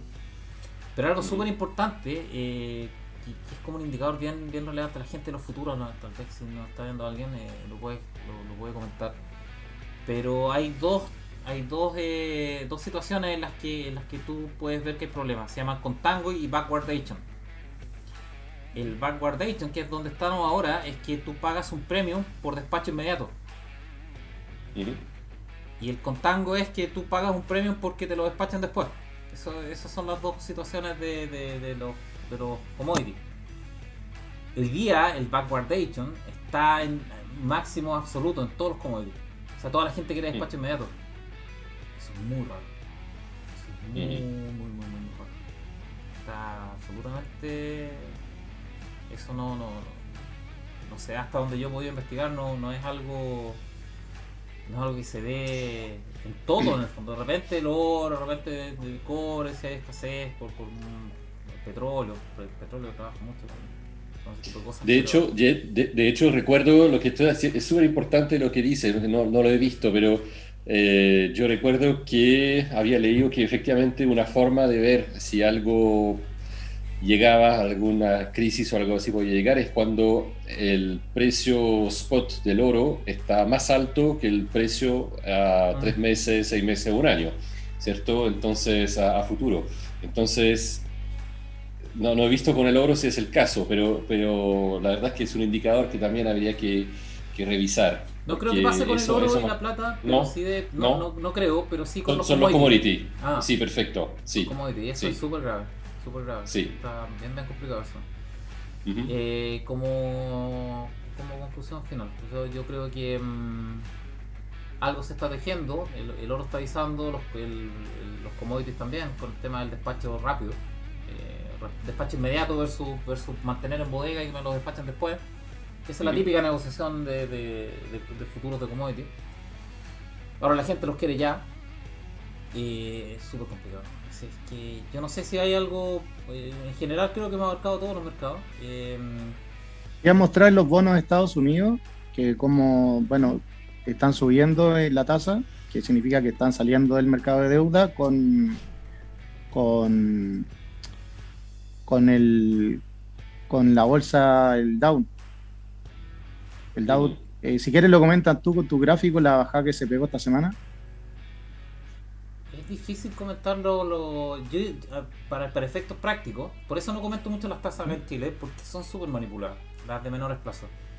Tal vez habría que ver la de 30 años, la de Estados Unidos 30 años, es la menos manipulada, y esa se pegó esa como que tocó pique en el fondo las tasas y bottom en valor del bono. Como que está volviendo, o sea, que se está valorizando los bonos americanos, 30 años, que es como el único libre mercado que tienen los bonos americanos. Porque el otro está súper manipulado, sobre todo las tasas cortas. Pero el bono de 30 años de Estados Unidos está indicando que está devolviendo, que están devolviendo las tasas, se está valorizando. En términos generales. Pero sí es curioso que tampoco ha sido una venta tan masiva todavía aún de los mercados americanos, pero es curioso que me recuerda mucho marzo del año pasado, que cayó todo.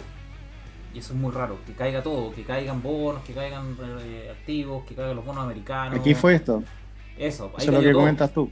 Ahí cayó todo. No, fue una locura. Eso es muy raro, que caigan acciones, bonos y refugios al mismo tiempo, es muy extraño. Eso es muy raro. Y que pase en una escala absolutamente menor también es curioso. Pero como les comentaba, en términos generales, el que está el libre mercado, las tasas de libre mercado que se pueden ver, los bonos europeos son un chiste y los japoneses también.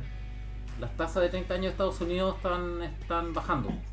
Lento, pero están bajando. lo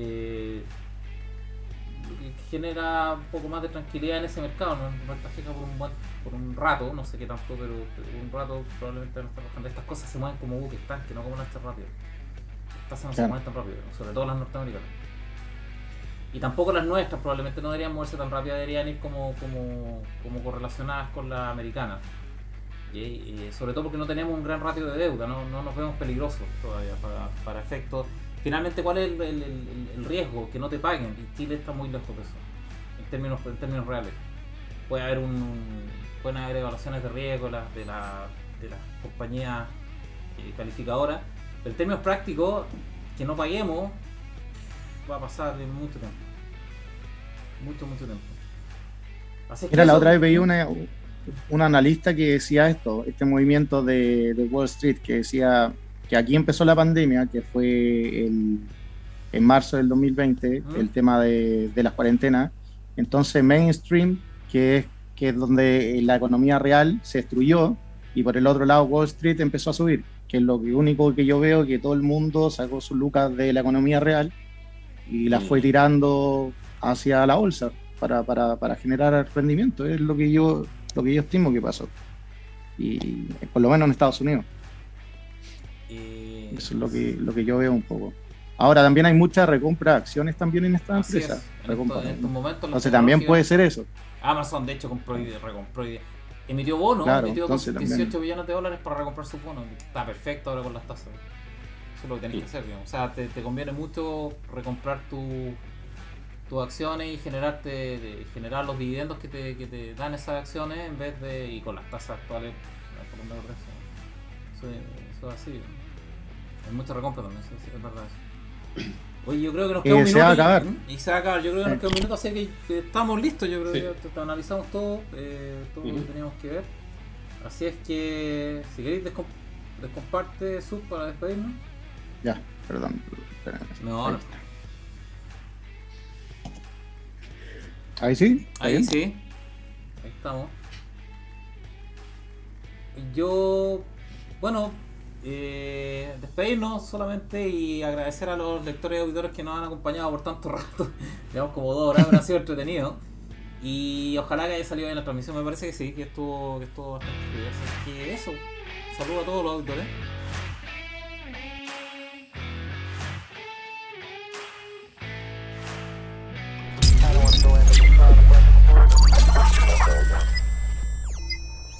Just leave it.